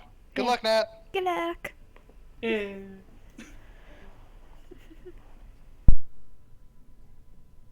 Okay. You finish gorging yourself on the pies. Like you honestly almost get through all three of them. Like there's a little bit of each of them. Yeah. And Dix is sitting, staring expectantly. He's like, "Well, I'm going to just assume that I did good." No, you did great. What do I owe you? I mean, they were test pies, so they're on the house. Thank you. she's pretty kidding happy. Okay, what do you do?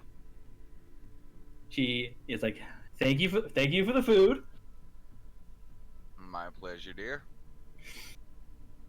And then she heads back upstairs. Okay. Well, Go to your room, or what are you doing? actually,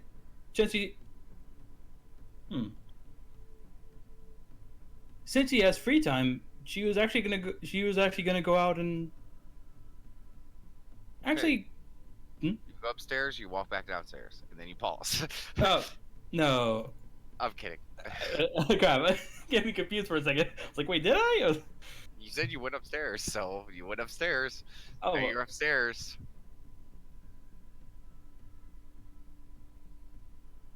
yeah. Yeah, she thinks about it for a moment. He says, "Yeah, I feel like going out today," and she puts her coin purse back in her original spot. You too. And You hear a voice coming from behind you as you hear someone walking down the stairs. down the stairs. Yes, I look. on the third floor.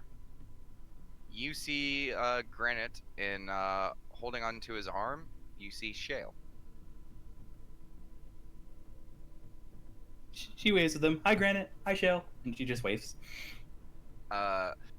Shale kind of quickly waves and then almost like kind of hides behind her little brother as she waves. Or her little brother, big brother. And Granite kind of nods towards you. Am I like down at the stairs and they're coming down? And- You're on the second floor. They're coming down from the third floor. Okay, I'm pretty much just going down the stairs. And I'm pretty sure they'll either be falling behind or. They're right behind you. Yeah. So where are you headed out tonight, Missy? Yeah, maybe explore the town a little bit. You know, get some fresh air. Now that's what we're doing tonight as well. We thought we might go see a show at the Iris. Apparently, they got a couple nice fights going on this evening. Do they? Yeah, It's like, and if you want to join us, I got a VIP seat. sure, I'll come with you guys. And he extends his other arm towards you. She, extends her hand out herself. So you take his arm. Yeah. Okay. And he starts guiding you out town. It's a regular evening in an oasis. There's still, even though it's 7, 8, 9 o'clock, like the city's still hustling and bustling. It doesn't really start kicking off around here until around 7. So you pass through the crowd. With Granite kind of somewhat lead, because again he has you and Shale both an arm. Like he kind of is just like a half step ahead of you guys, and like because of his tall stature and stuff like that, like a lot of people get out of the way.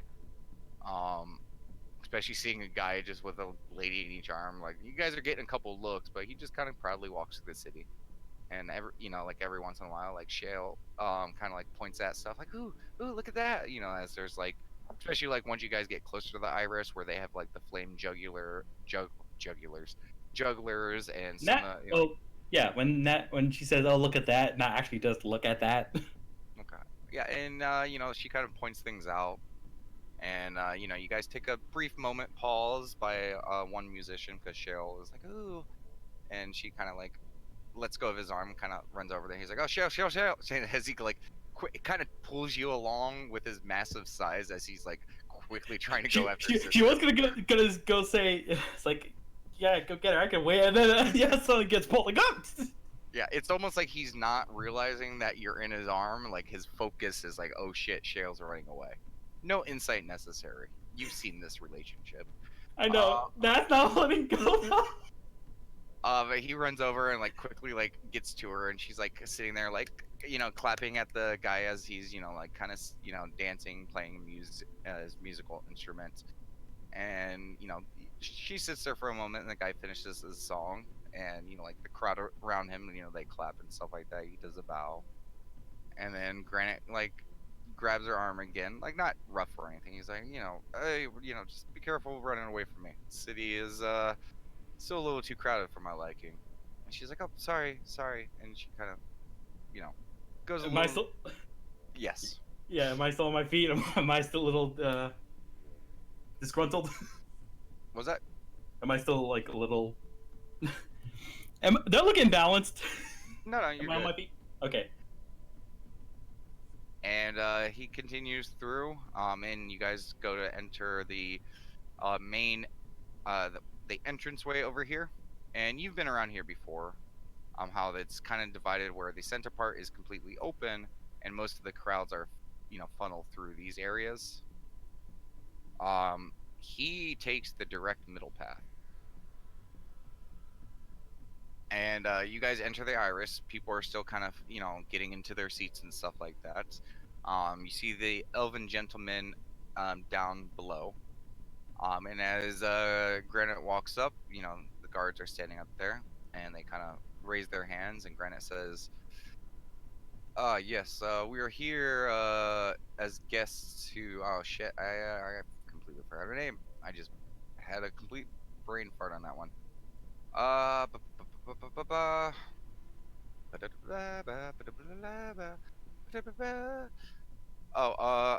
I'm here as May Blackburn's guest.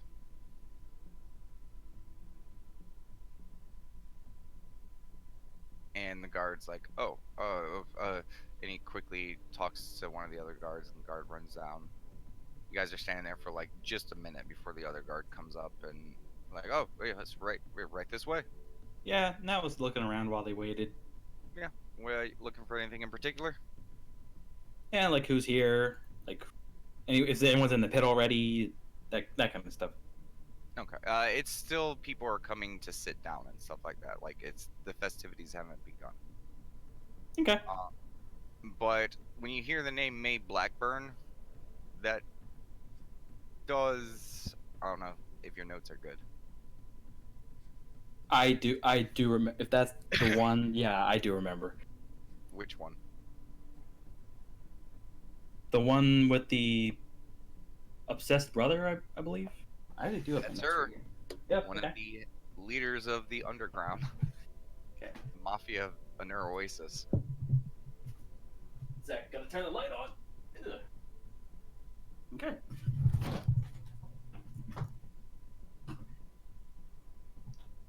And we do take our seats when the Yep, time. the guards begin to take you through, and where you guys were sitting, you're sitting across from that. Like you guys were over here. You guys are now sitting over on this part. Yeah, because Blackburns have their own little section, right? You don't know.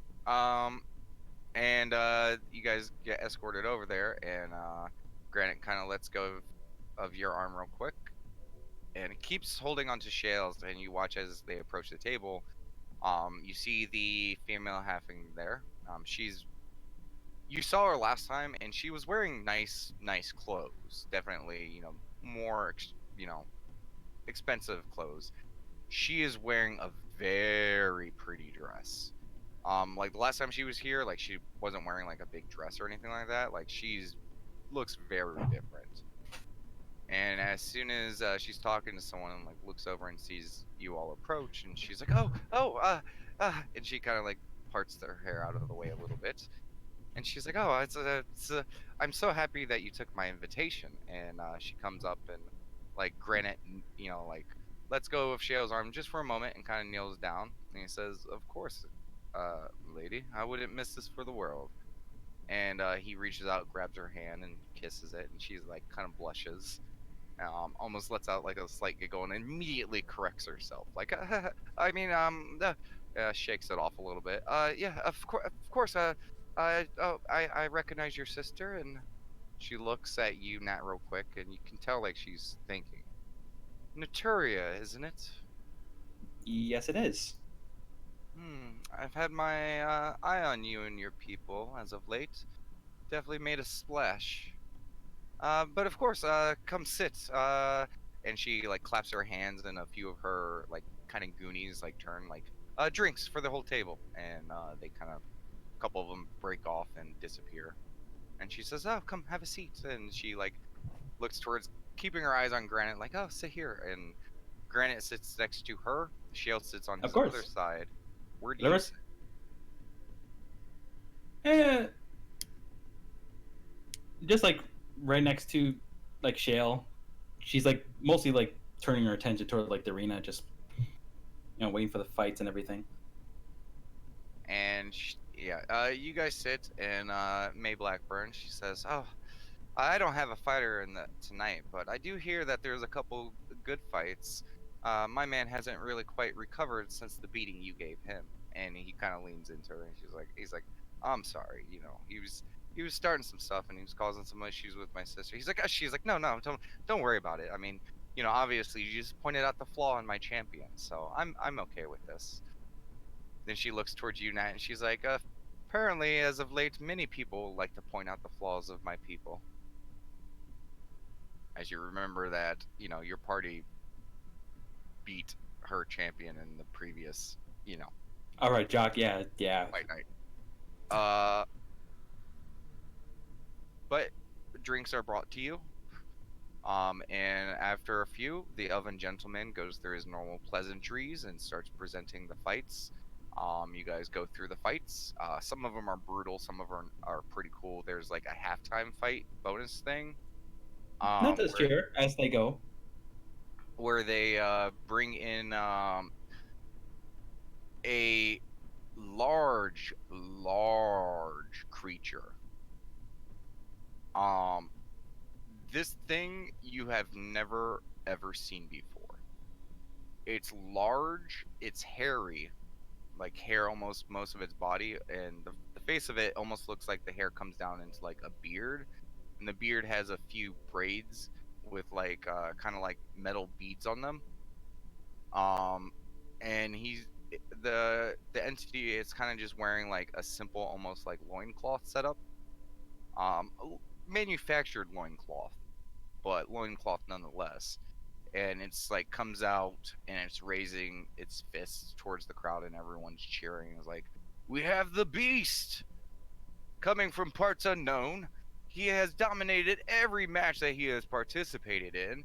And for this evening's festivities, we find that we cannot find a challenge for him, so we had to think outside the box. And you watch as the other gate rises, and you watch as, and you've seen this creature before.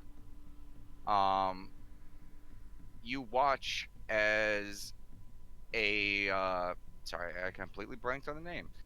One of the sand basilisks enter in the stadium, much larger and hardier than ones you've seen.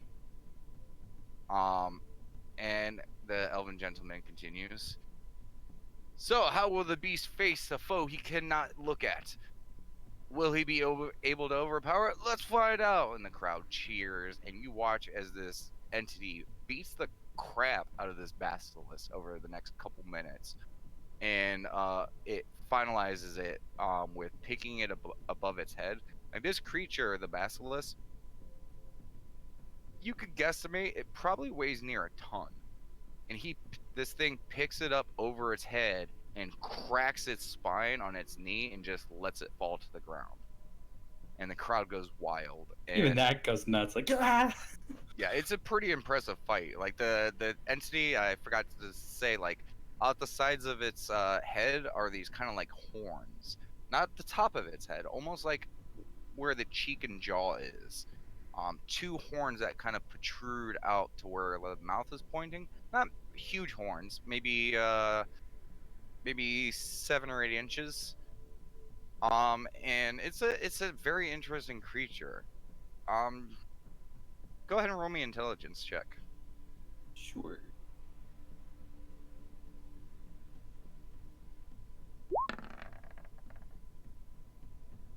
There's something familiar about it, but you honestly can't tell. But the fight ends, the entity leaves, and the second half of the fights for the evening continue on. And honestly, after the middle one, kind of a little lackluster, but they're still decent. You do see the return of that one troll again. It's in another fight. Is it a good fight? Not so much. The troll kind of dominates, and it's kind of like not good. And the troll snaps the guy's neck. And the merchant's kind of horizontal across from you guys, or cat a corner to you guys. They're all upset and stuff like that. You probably suppose that that's probably their champion, and they're a little upset that the troll beat the shit out of them. But the rest of the fights go on, and the evening comes to a close. May throughout the entire event is constantly flirting with Granite, and at one point, like towards the last fight, he kind of leans past Shale and covers her ears, and he leans into you, Nat. Do you think you could escort her back to Dix's? I got Sure. I got to see a girl about something. And he kind of winks at you. And she says, "Sure, it's the least I can do."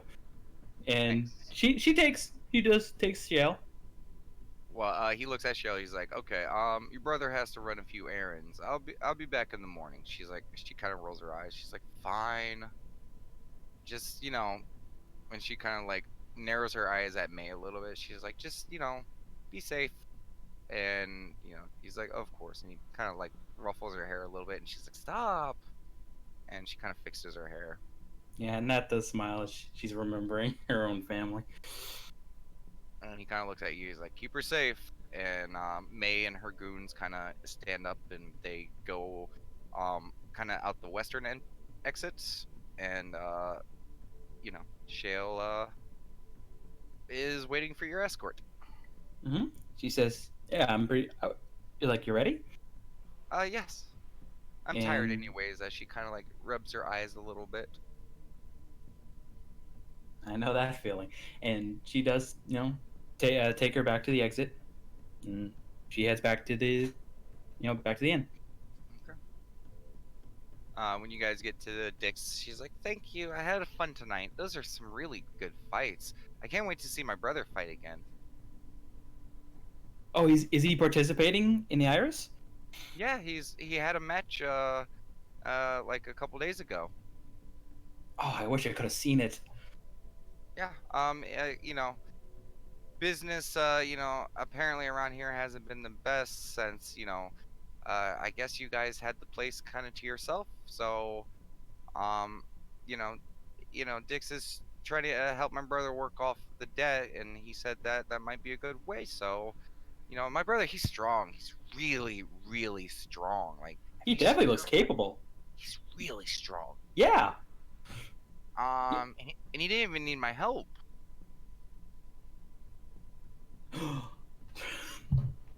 I have seen a fight before. That thing he does. What Ooh. thing? When he that thing he does with his with his skin when Oh, kind of that's me. like That's me. And she gets really excited. it's like really? Yes. Yes, I asked my friends to give him some help, and they do.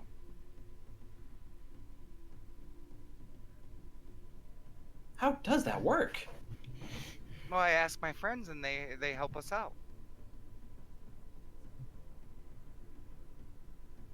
Those must be some really nice friends. They are. They're the best.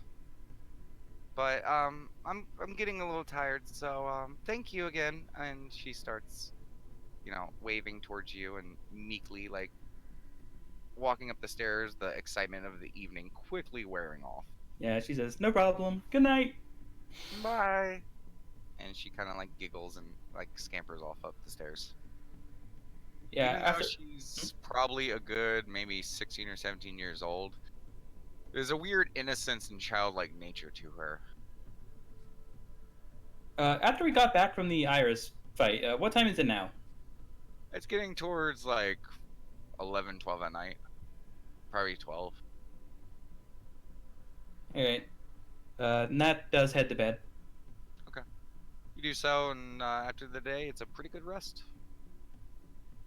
And you wake up the next morning feeling rested, a little re-energized from, having a entertaining evening.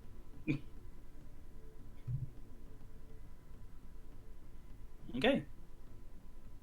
I'm guessing morning comes up. Yep. Okay. She stretches, gets herself ready, and then she, goes to knock on Jock's door. Vithrock opens up the door, and she immediately just walks out.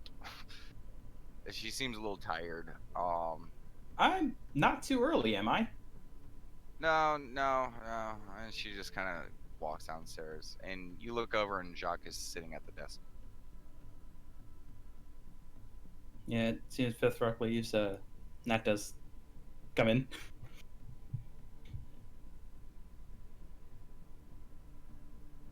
You sound more refreshed than yesterday, and he doesn't look at you. You don't even say anything. It's like, oh, you can tell? It's the perks of my new existence. I can hear a heartbeat from a distance away. And he closes the book that he's reading. He's like, "Do you know what it feels like to sense someone else's blood coursing through their body?" That I do not know. Let's hope you never find out. And he stands up from the desk, walks over to a bag, and he pulls out a candle. And he sets it on the table, and he says, "Light that." Nat walks up to it, and she lights it. She tries to light it.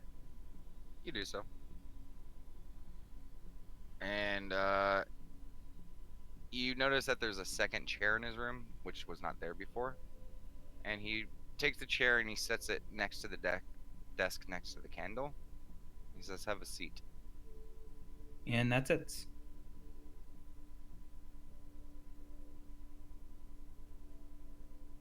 So I've been doing a bit of research, and I find that your existence is a unique one. What do you mean? Though you had training towards draconic sorcery, that is not where your power lies. Normally, when sorcerers train and expand their powers, they have to have training and learning in whatever field they are part of. You are clearly not a draconic. Clearly do not have draconic ancestry within you. I don't? You do not. Even not surprised to hear that. Yet you seem very adept at channeling similar like powers. And from my research, the only thing I can ascertain that could be a reason is whatever is inside of you is so strong that it's able to overcome that barrier. What do you know about your parents? I know very little myself. I never knew my father, and I heard my mother died when I was born.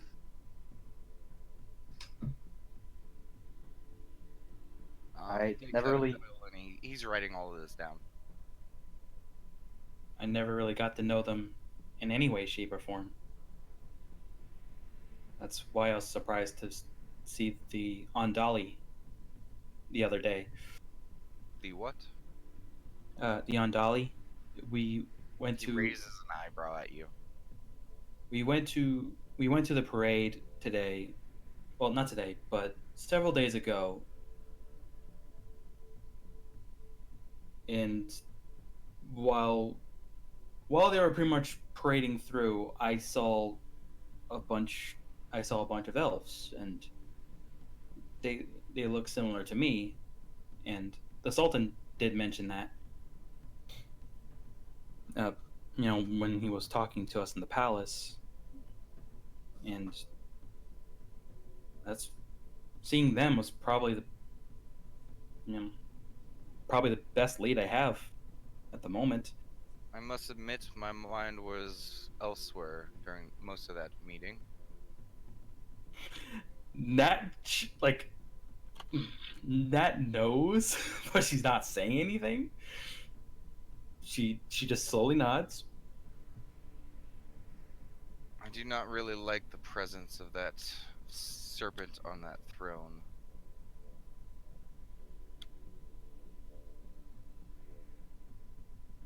Any particular reason?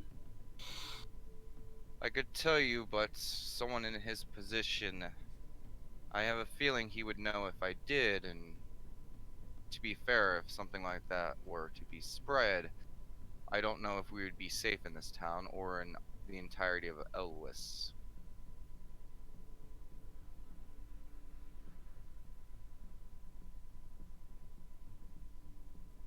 But I could be wrong.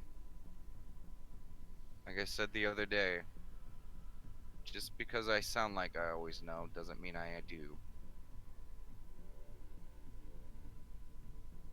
Uh, this may be something to look into once we've finished our training. I think this is a thread that you must follow.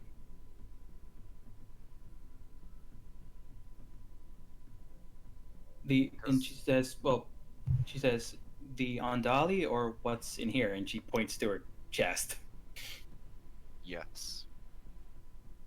Out of character, dang it!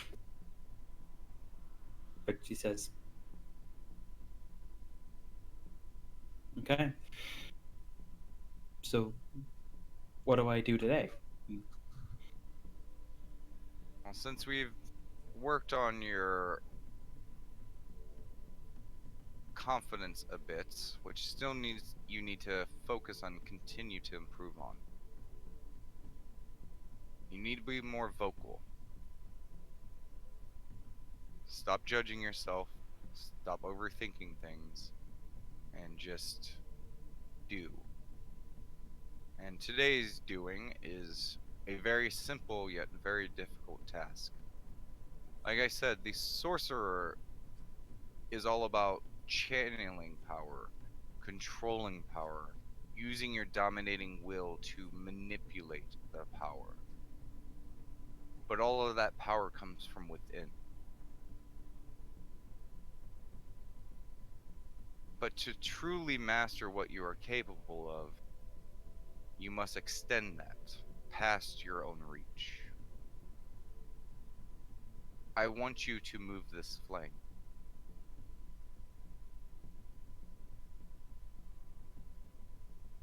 You mean like you did before with the? Yes.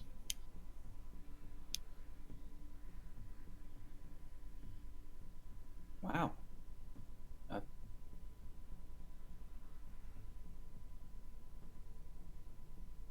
hmm. And she actually sticks a hand, like a hand out in front of the flame, and then tries to get the flame, like to get like to come to her.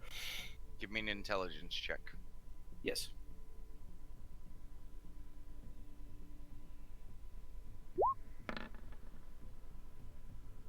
You spend hours doing this. Gets to the afternoon, Eh.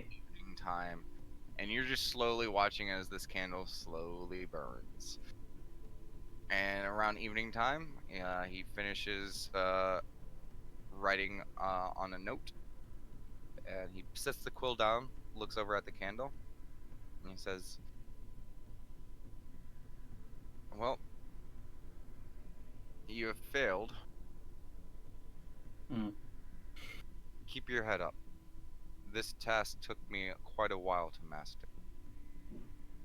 The trick is you need to figure this out on your own.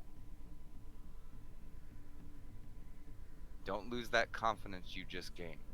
Continue with it. Believe in yourself. Remember, it's all about will. Enjoy the rest of your evening. We will try again in the morning."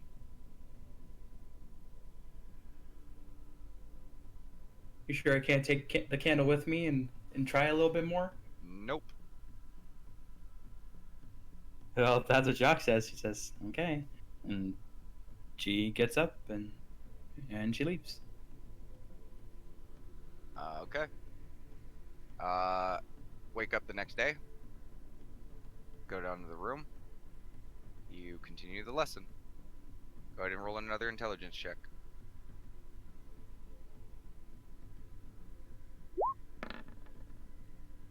Okay. There's at one point the candle, like the flame moves a little bit, but then you realize that Jacques was stretching, and you're like, "Fuck." Crap. Um, and then evening comes around. He looks over. He says, "You have failed again." Damn. No, no, no. That's not the correct answer. You will I'll try get it tomorrow. She says, yes. She says, "I'll get it tomorrow." And he nods. Says, "Enjoy your evening. We will continue this lessons in the morning." Okay. She goes back to her room. Next day, come down. Training int. Crap. Okay. You stare at the fire for so long, like there's a moment where you had to keep blinking because you've been staring at a light for hours. Um, and you have that like bright spot in your eye for like the next hour. But nothing. And he looks towards the evening time. He looks towards the candle, and he says, "You have failed again." I'll get it. And she stands, assuming he's pretty much saying we're done for the day. She does, same thing, just waiting for the next day. Okay, wake up. You continue your training. Crap. No crap. Sorry, no crap. That's what she says. She says crap, but it's like, wait, no crap. Okay. Again, evening time rolls around. You have failed again. Okay. As soon as next morning hits. I will see you in the morning. She nods and Next day. okay, I'm a rolling. Oh! There's one point in the middle of the day where you're staring at it and you're like, I got this, I got this, I got this, I got this, and nothing. You're starting to get a little aggravated. That's like, You're like, "Argh!" and you make the flame ignite, and it blows on Jacques, and that's like shit. It just blows. completely engulfing him in flame as you basically do, your fire attack directly on him. He's like, "Oh fuck!" And he just like pats himself out real quick, and he like Yeah, pats his scales and stuff like that. And Yeah. he kind of looks over at you, kind of sneering, and he's like, sorry. "Failed again. I will see you in the morning." Kind of like talking through his teeth a little bit. I don't care. That's funny. And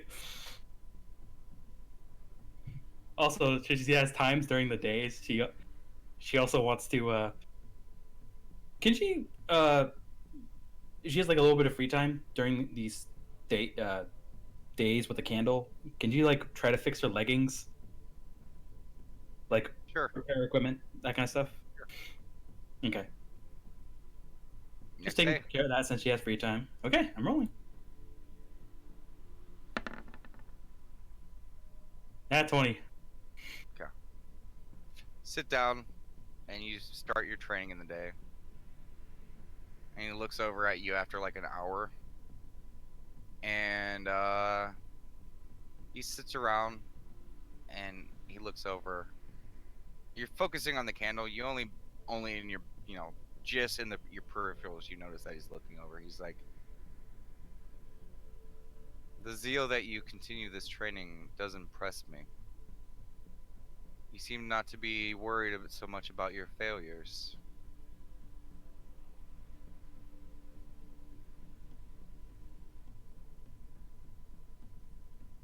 And while she's trying to focus on the candle, she says, I'll keep at it, no matter how many times it takes. She's like staring really intensely at this candle. Do you understand the futility of worrying about failures? It blinds you, it blocks you. You are powerful, Nat. Never forget this. You are power. This flame, it is but an extension of your will. So use that confidence, use that dominating power, and will it. And you focus on it, you work on it, and about an hour or so later, there's like a bug like buzzing around the room a little bit, kind of goes in your field of view, and you're like, huh? And you're kind of a little bored, so you just out of just you're like dividing your attention between the flame and the bug, the flame and the bug, the flame and the bug, and like you start staring at the bug, and like you don't even realize it. The bug slowly starts flying up, and it's about like moves up like a good 3 or 4 feet above, and you realize in this very moment as you're staring at the bug, the flame followed you.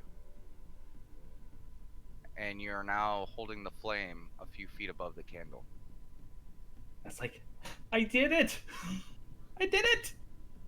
Do you do like the hands in the air, like I did it? Yeah, like the like, hand in the air with the flame, like I did it! Okay, and the fire immediately drops. Oh, And Jacques looks over and just sees your arms up. The flame's gone, and he's like, eyebrow raised. He says, you did that quicker than I thought. Take the rest of the day off. Go see your new friend Grendel. You deserve it. As a sly smile goes across his face. Nat's Apparently face he's gets... heard about it. I guess everyone's hearing about it now. And she's red and she just walks out. What do you do?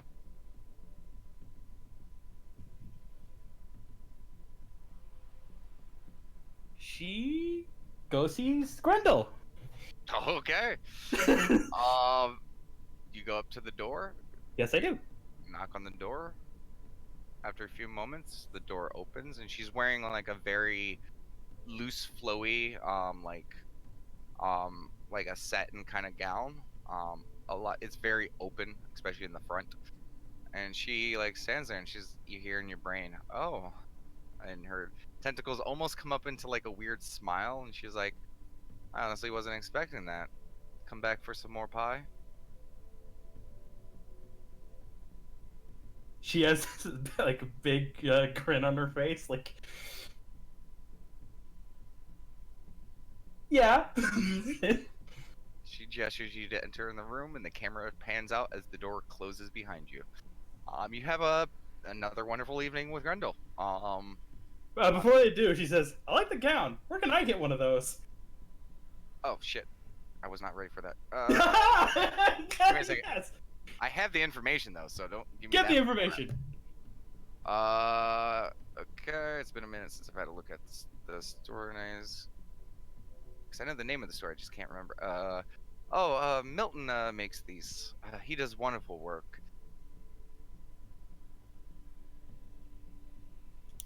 Good to know. He's over at the Frock and Lace from the Cockatrice. Frack and lace from the cockatrice? Frock and Lace from a Frock and Cockatrice. lace. Okay. I don't think you've been to that place yet. Nope. Other people have, not you.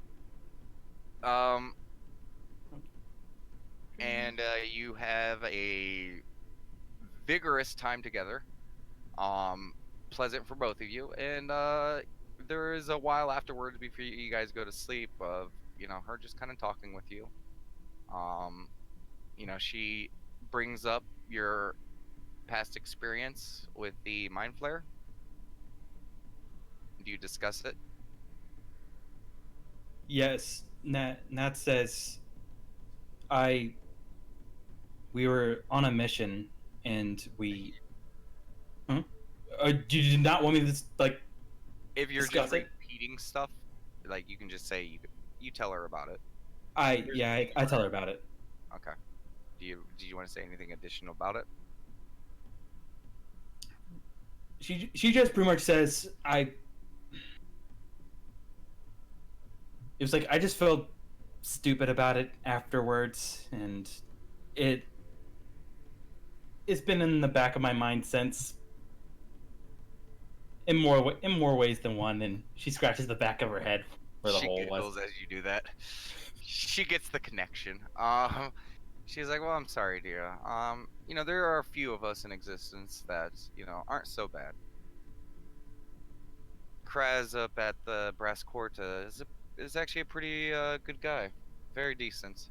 He's the one who helped me break from the hive long ago. Yeah, like I said, I never really hated. I never really hated my flares. They just brought up the memory, but I do you should feel a bit probably better hate about most it of them. now. Well, what? It's You like, should what? probably hate most of them. Most of them are right bastards. You don't see people as more than just food. But, as long as they follow the laws within Ellis, it's not too big of a problem.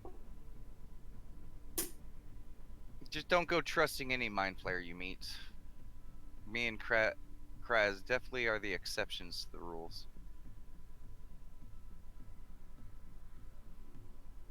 Well, I And certainly do feel better about it. And she smiles as she says as you that. say that, she boops you on the nose with her tentacle.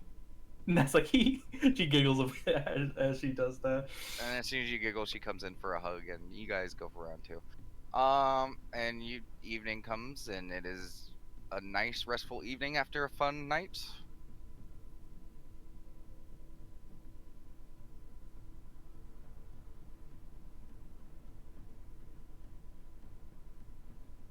Yay! I'm pretty sure it's like dinner time or something like that, or something. No, yeah, I mean, you had spent the day. It's the next day. Okay. Okay, I do head back to. Well, I get dressed because that's how it goes around here. Yeah. And she is still cuddled with you when you awake. Ned tries to turn around. You do so. Boop. Eye opens. You know, like again, mind flayers don't really smile, but you hear a giggle in your brain, and her tentacles kind of like recoil a little bit, but not like harshly recoil. They, you know, basically the equivalent of a mind flare giggle and blush. You continue your training today. Oh yes, I'm making great progress, and she sounds very proud when she says that. Well, do a good job. Maybe once you're done with everything, I can give you a good reward. And she just kind of smiles slyly at you, as best as a mind flayer can. None understands, and she smiles. This is good to know. And she does get dressed, and She waves at you as you exit out the door, she does wave back. and you make your way down to the room. Yes, I did. This time, Vithrock is actually sitting outside the door. Everything And all right, Beth Rock? And she's like looking down at her. she's actually reading a book, and she's like, yeah, he's ready for you. And she just, you know, kind of ignoring you a little bit. She seems focused on the book she's reading. How long as she isn't like blocking the door, you know? No, she's sitting next to it. Okay. And she does enter in. Um, Jacques has you sit down, lights a candle, and you continue. No more checks needed. Um, you still struggle. You today, you get the flame to dance a lot more.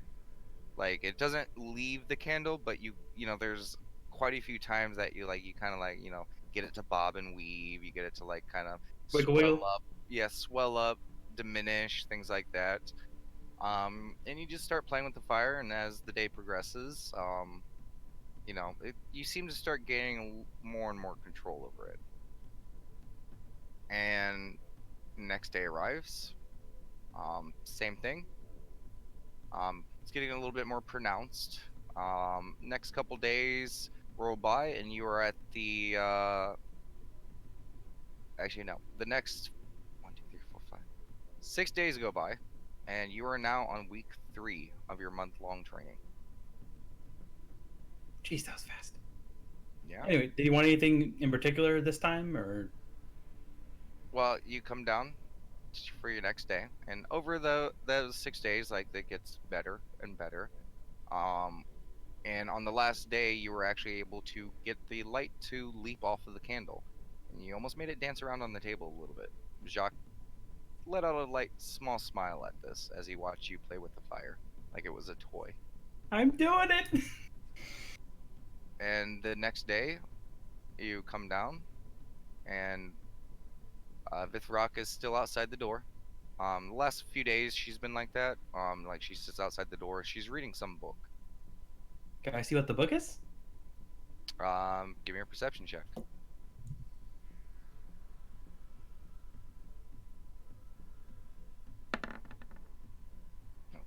Not a difficult, you know, check required.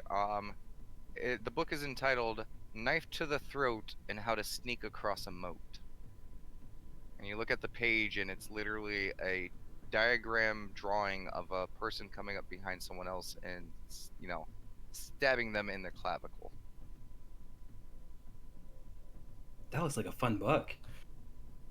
It is. I'm trying to learn how to be better at killing people. You and me both.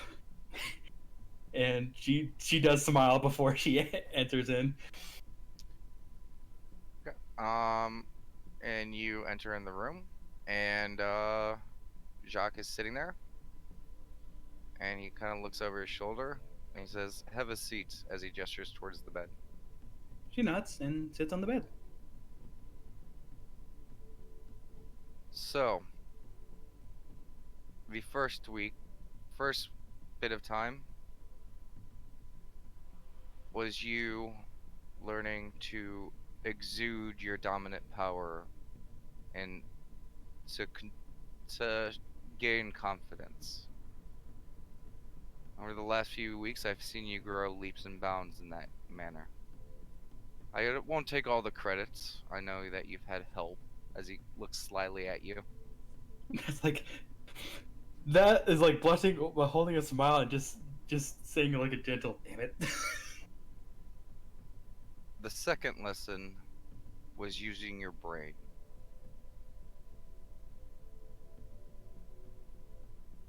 Sometimes, as a sorcerer, you must learn and adapt in ways how to use your powers. You are a lucky girl. Unlike you, I was born weak and frail. I am much weaker than you physically. This is no surprise.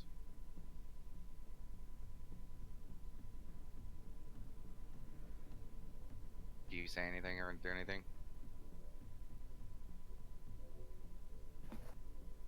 She says Hello? physically. Oh, She said, he said physically, he's weaker than her in the he was current born state. weak. Yeah, born weak.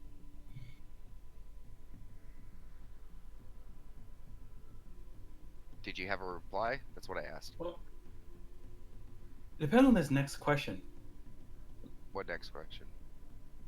Was that born strong, or is it just like I mean, you've always been pretty fucking hardy and strong. Net? Net kind of ponders that as she as it kind of like realize as she realizes it. It's like I mean, you were always stronger than Lower growing up. it's like were they born strong too? Probably. So you definitely go ahead. Well, she says you.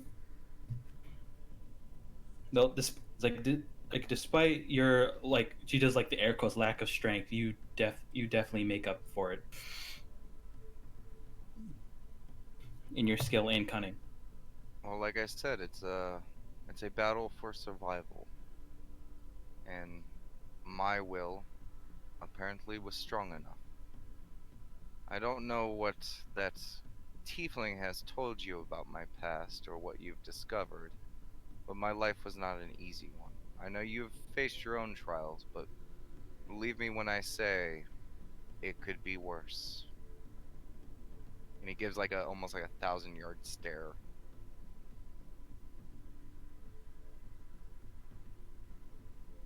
But that is an advantage for you. That means that there is potentially more power sleeping inside of you. I had an event happen in my life that caused me to gain power. So I know what it's like and I know what you can do with that. But I don't think you've fully tapped into what you're capable of. And so,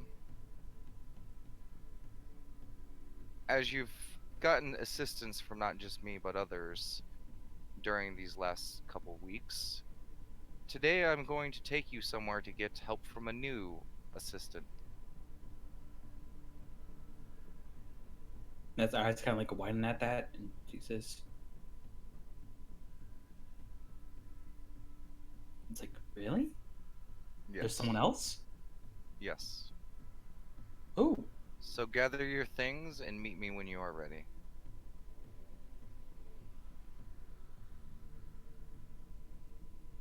she she nods and gets up, like pondering this other person.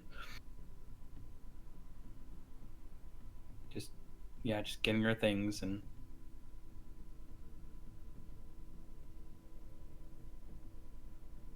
she does go check on Grendel. Okay, you do. She's still napping. She's rolled over and is facing the other side of the room. Okay, if she's napping. She actually does like smile at that and just slowly closes the door. Oh, actually, she whispers, "I'll be back." And as she's like slowly closing the door, and she does head out. When you come back downstairs, Jacques is sitting outside of his door.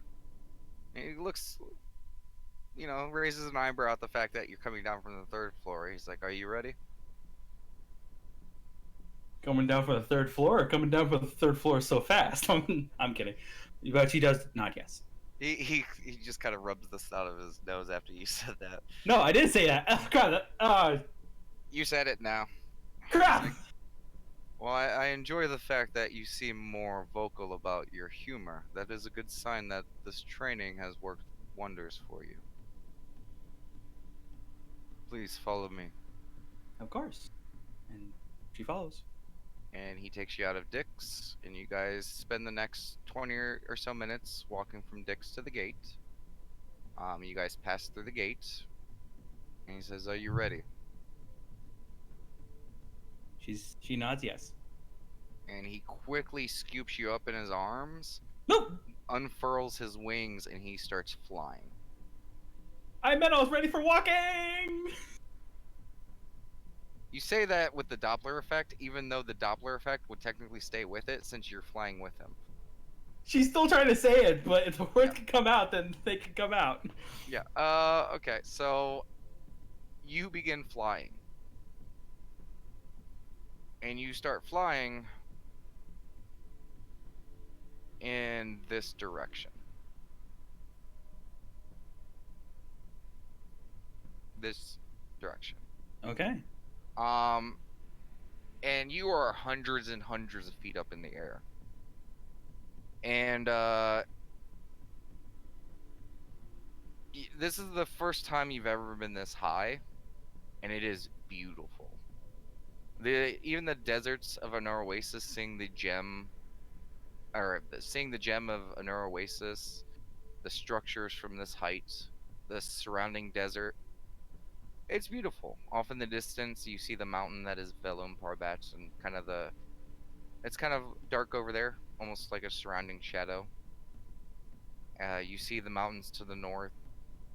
You see Celestia off in the distance, and you continue to fly.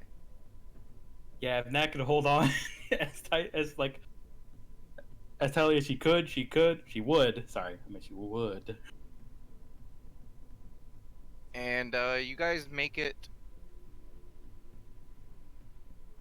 all the way over to here. Wow, how long does that take? Most of the day. It is evening time by the time you guys arrive. He is fast. And you guys pass over this area, which is all low swamps. Forests mostly surround this area. This mountain range over here, mountains to over here. And this is just dense jungle.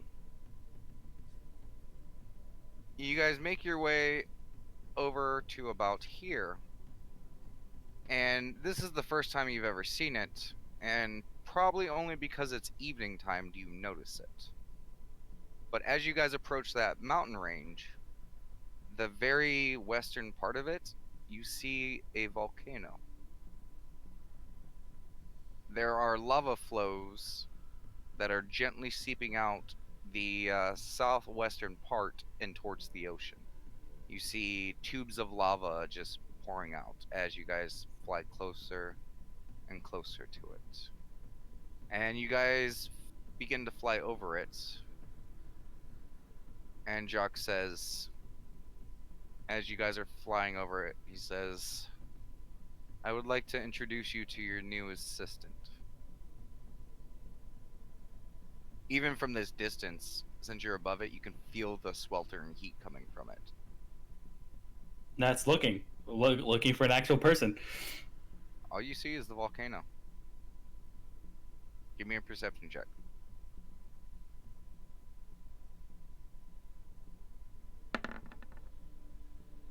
Okay. You guys are probably maybe, because he definitely descended as you guys got closer. You're probably only like 150 feet up. And even though it's evening, there's a lot of light coming from the volcano and the lava. So you're able to see with your vision like pretty well. You feel pretty confident that there ain't no one around here. I'm not seeing anyone, Jock. She's like raising an eyebrow, like, You can't miss it. It's right there as he's looking right at the volcano. you mean the volcano? And she's pointing at it. Yes.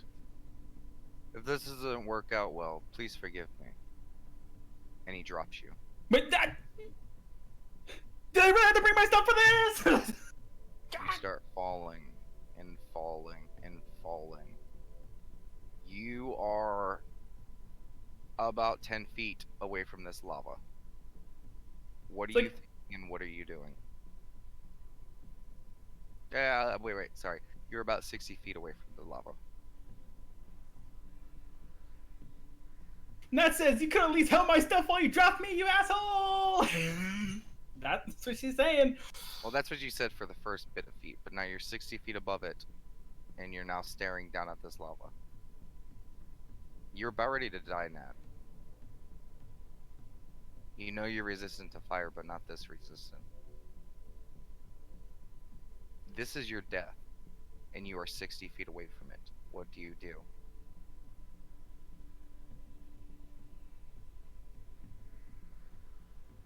Hmm. How far is it from any sort of side of landmass or anything 60 feet, the volcano. all around? Yeah.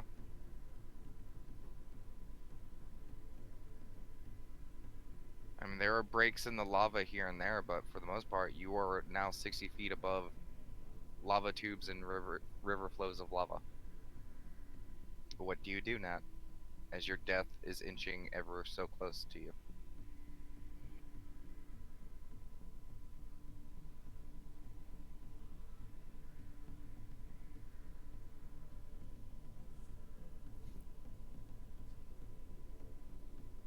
Well, she holds her stuff tightly.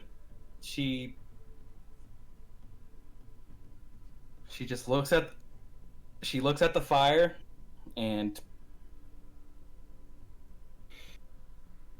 she looks ready to embrace it. You hit the lava. As your skin is starting to scorch, the flesh begins to boil on your skin. You immediately take 30 points of fire damage reduced by your fire resistance. That's 10, so that's 21. You are slowly burning to death, Nat. Freak. Okay. Okay. 6.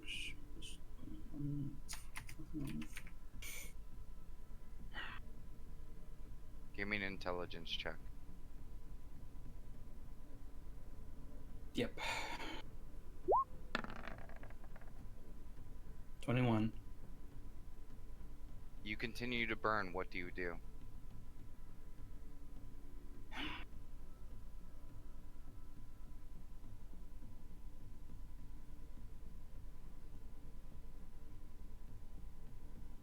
She knows it's lava, but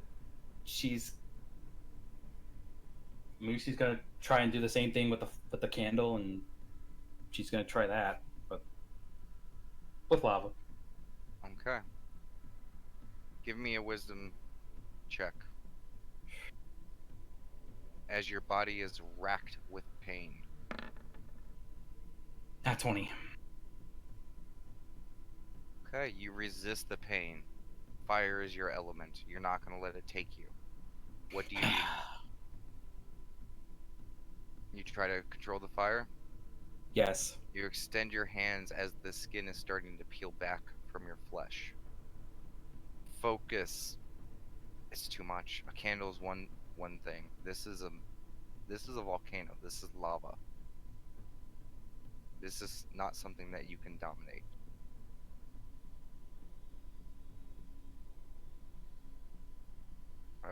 I will give you this. This is too much of a powerful force for you to control. This is not something that's to be done on the outside.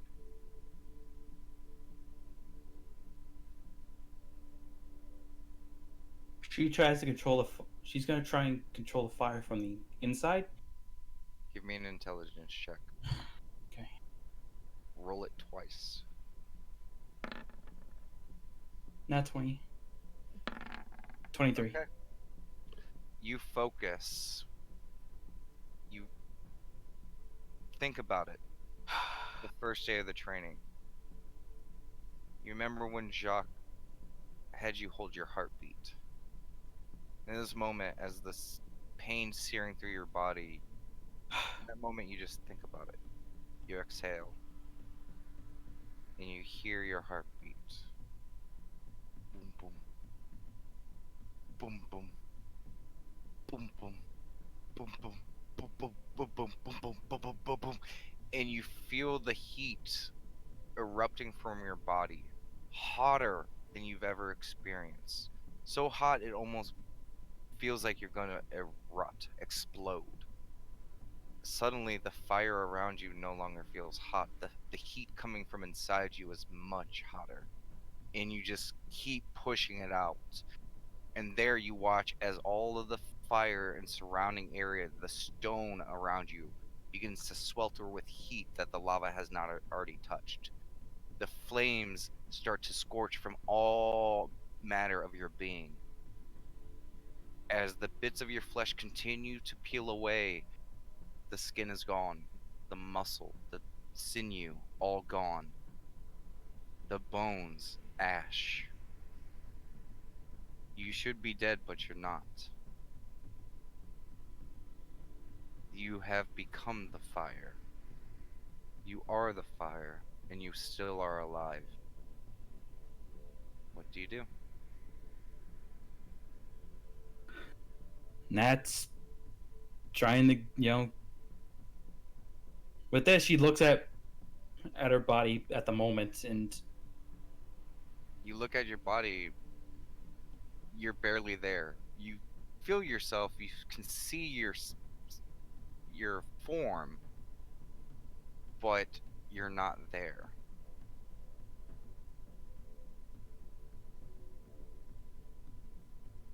Nat tries to, you know, get out of the volcano if she's still in there. You do so.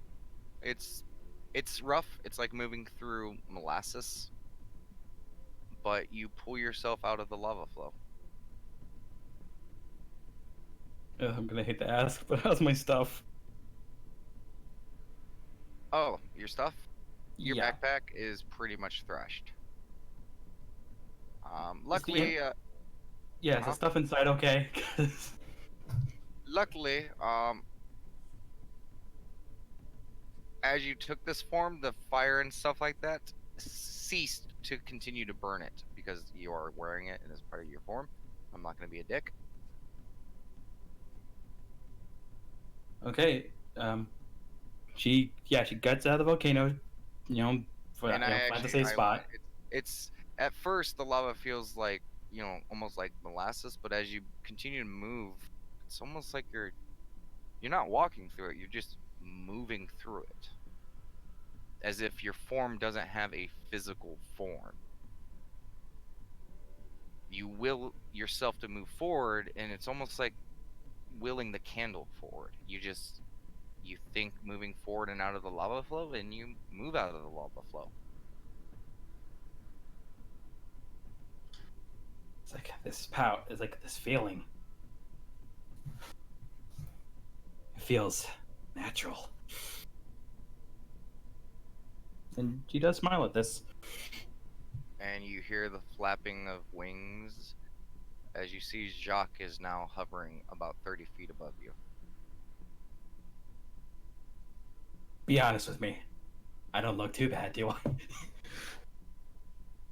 That is very interesting.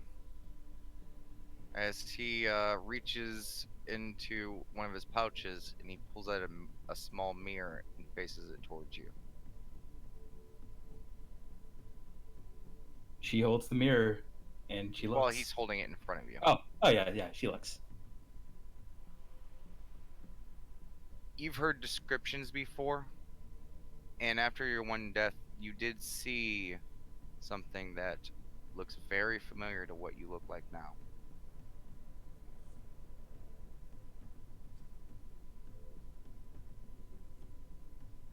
She's like, really?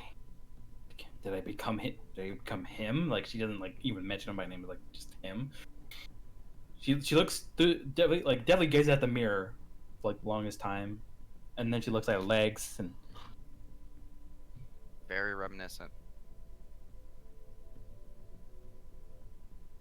There is it's not exactly the same as him. There is a certain feminine form to your shape.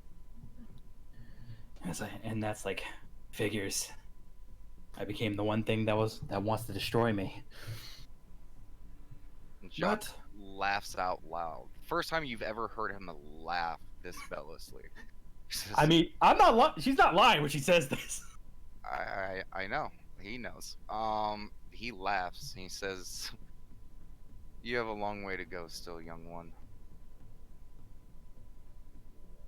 I say young one, but from what I hear, you're older than me. Either way, you still have much to learn. Sometimes the things we fear, the things we are afraid of, can be used for power. I mean, look at me. As his, as you can see, his fangs kind of extend from his vampiric nature.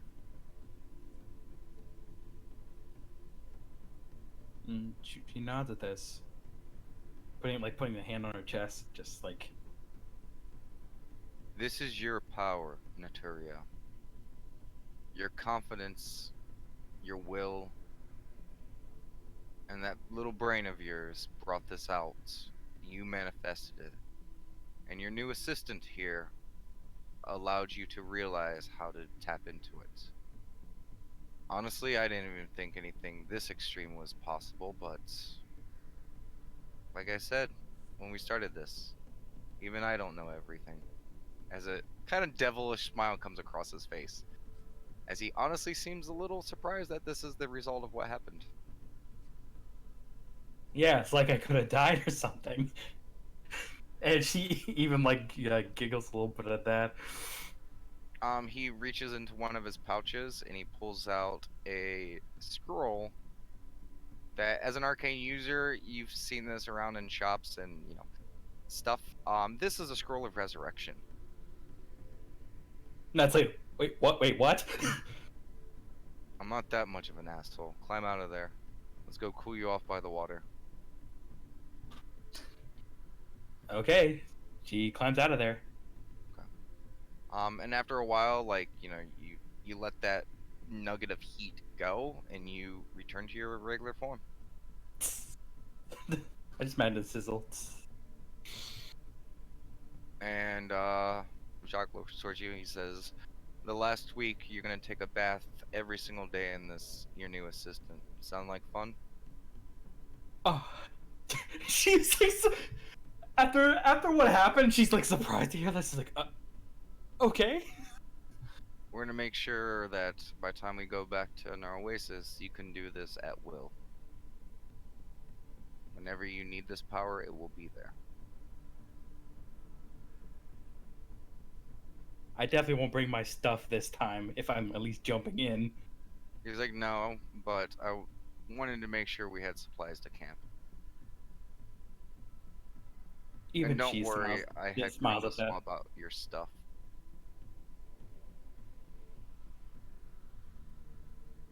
Like I'm checking my stuff. Like It's full of just rags and stuff. It's random crap. This isn't your stuff. even even that can't help but laugh. Ah, Alright, let's get some food and let's get some rest for the evening. I'm thirsty as hell. me too. And you guys sit down. You guys set up a camp.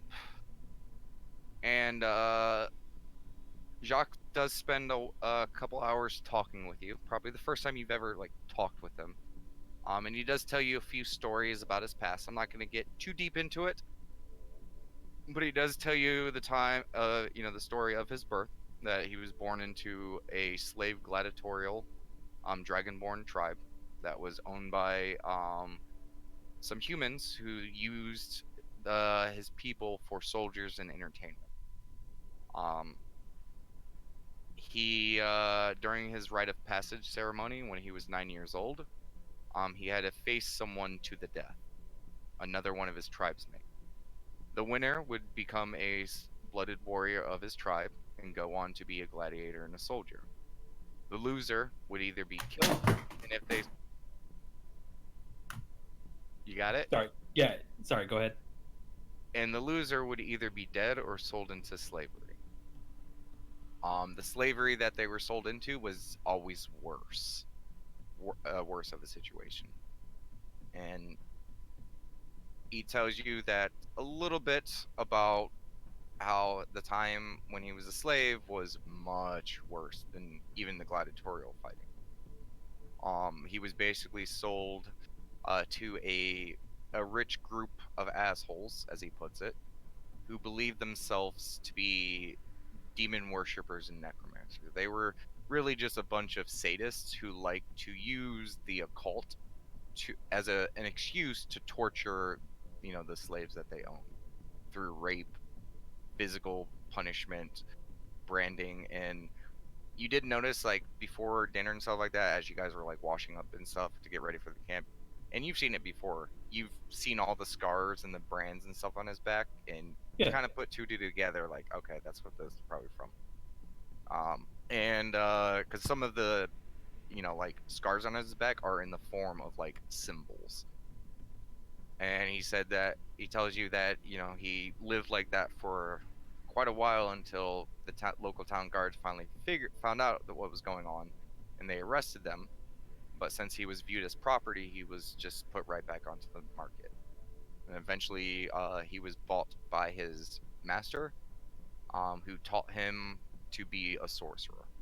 Because unlike, even though a lot of his other tribe people were very large and strong, he wasn't, but he had a natural innate ability to use his breath at a young age. It's just it was kind of shunned in his tribe because it was physical prowess, and they just viewed his breath as like a weird sign of weakness. Yeah, and he was, tiny and weak, right? Yes, and he was also, the fact that, he was born, a little different than most dragonborns. Mostly from his small stature, but also in the fact that he does in fact have a tail. That is a rare thing with dragonborns, and that's one of the reasons why his master picked him up, because of his weird scale coloring, his white tendrils, which represent almost like a hair, and his tail kind of made his master think that he was unique among his kind. And then when he found out that he was so adept with his breath, he taught him draconic sorcery. It wasn't too long after that that him and his master were picked up by the adventuring group that was Lady Catmera and the rest. And there's a few moments where he actually jokes and kind of laughs about like stories. He tells you about the time that Lady Catmera decided to try to outdrink a giant, and literally went into a drunken stupor and tried to rob a bank completely naked with a drunk giant.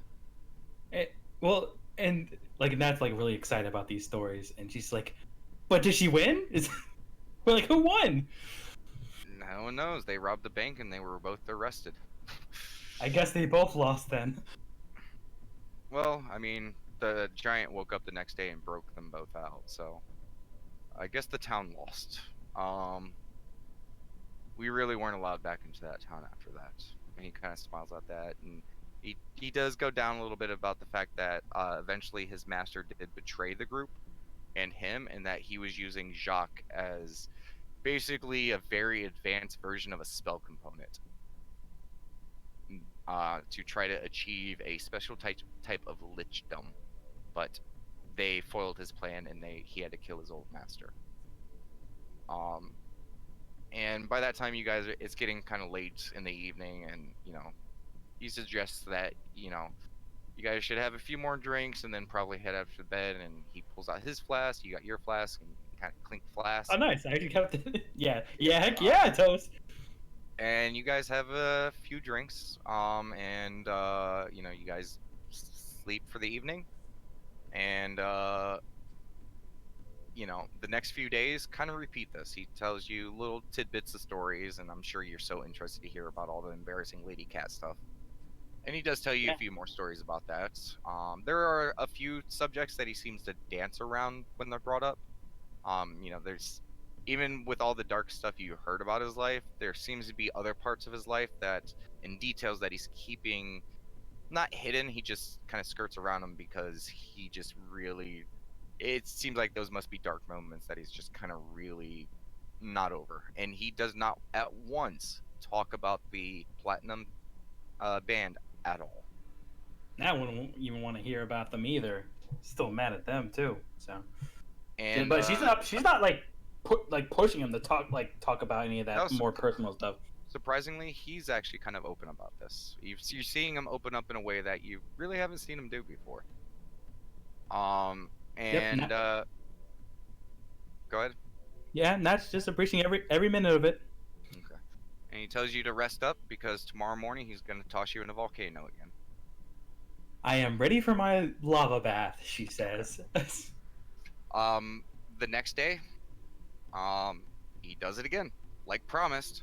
Around lunchtime, he flies you above the volcano and just drops your ass in it. Whee! Now burn. that she's ready for it. Yeah. It's still not fun once that pain starts hitting you and you go, yeah, oh fuck. Yeah. God. Oh, But since gee. you know what you're, it's weird.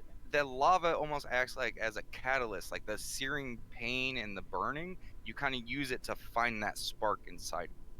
But this time it's a little bit quicker and you more immediately do it.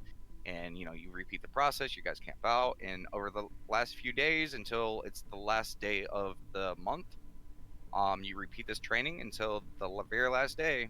You guys wake up and he says, "Okay, I've been tossing you in this volcano this last bit of time. Try to do it on your own."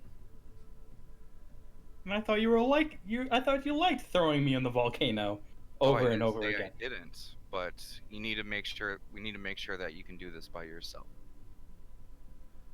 That does not, and she does head towards the volcano. No, no, no, Oh, no what? volcano this time. Oh, and she puts a hand to her chest, and she's starts to focus it in. And you ignite. You take on your new fiery form, and you hear as he claps. Well done. I can't tell if he can tell within this form, but Nat is smiling. I mean, there is still like a vague form and shape. It's a little rough, but yeah. That's fair. She's just smiling. Well, why don't you cool yourself off, and I'll start flying us back. Maybe we'll be able to get there by evening time. Okay, and she finds the nearest source of water and just Okay. plops right in. Okay, you do so. And he scoops you up, or you guys have a quick little bite to eat, and he starts flying you guys back to an oasis. You guys get there in the evening time. You're a bit tired after the flight because you're holding on to him the whole time. And as he goes up towards his room, he kind of looks towards you. He's like, "Well, you are back. I don't know when your friends will be arriving, but maybe go see your friend before we get back to work." As he kind of smiles at you and he heads upstairs. Nat's smile hasn't left her face since the last day of the volcano. Well, not the volcano. Well, the volcano jumping, but you get the point. She's still smiling, and she nods. And she heads upstairs. Okay. And she says, "Grendel, where's my reward?" She's running upstairs. She gives you a reward, and it is a good one. And yeah, it's honestly, there's a rough point in the halfway through because it's so good, you almost ignite yourself. You're like, oh, like calm down. But you do not catch the place on fire. And yeah, and even with yourself, the day that you accidentally ignited your room, and any other mishaps that you've ever had with fire, you feel that every reminiscent, like inkling of that contained, like that containedness that you had that just kind of retched open. After this last week, it feels like any tiny little bits of that is now gone. You now feel like you are in full control over your power. And It with feels, that, yeah, it feels natural to her. yeah, and with that, we're gonna go ahead and end the session. Okay. Amiga, amiga, amiga, amiga, amiga, amiga, amiga, Oh my god. amiga, Hello. hello. Well done there. So good. I shall stop the stream. Okay.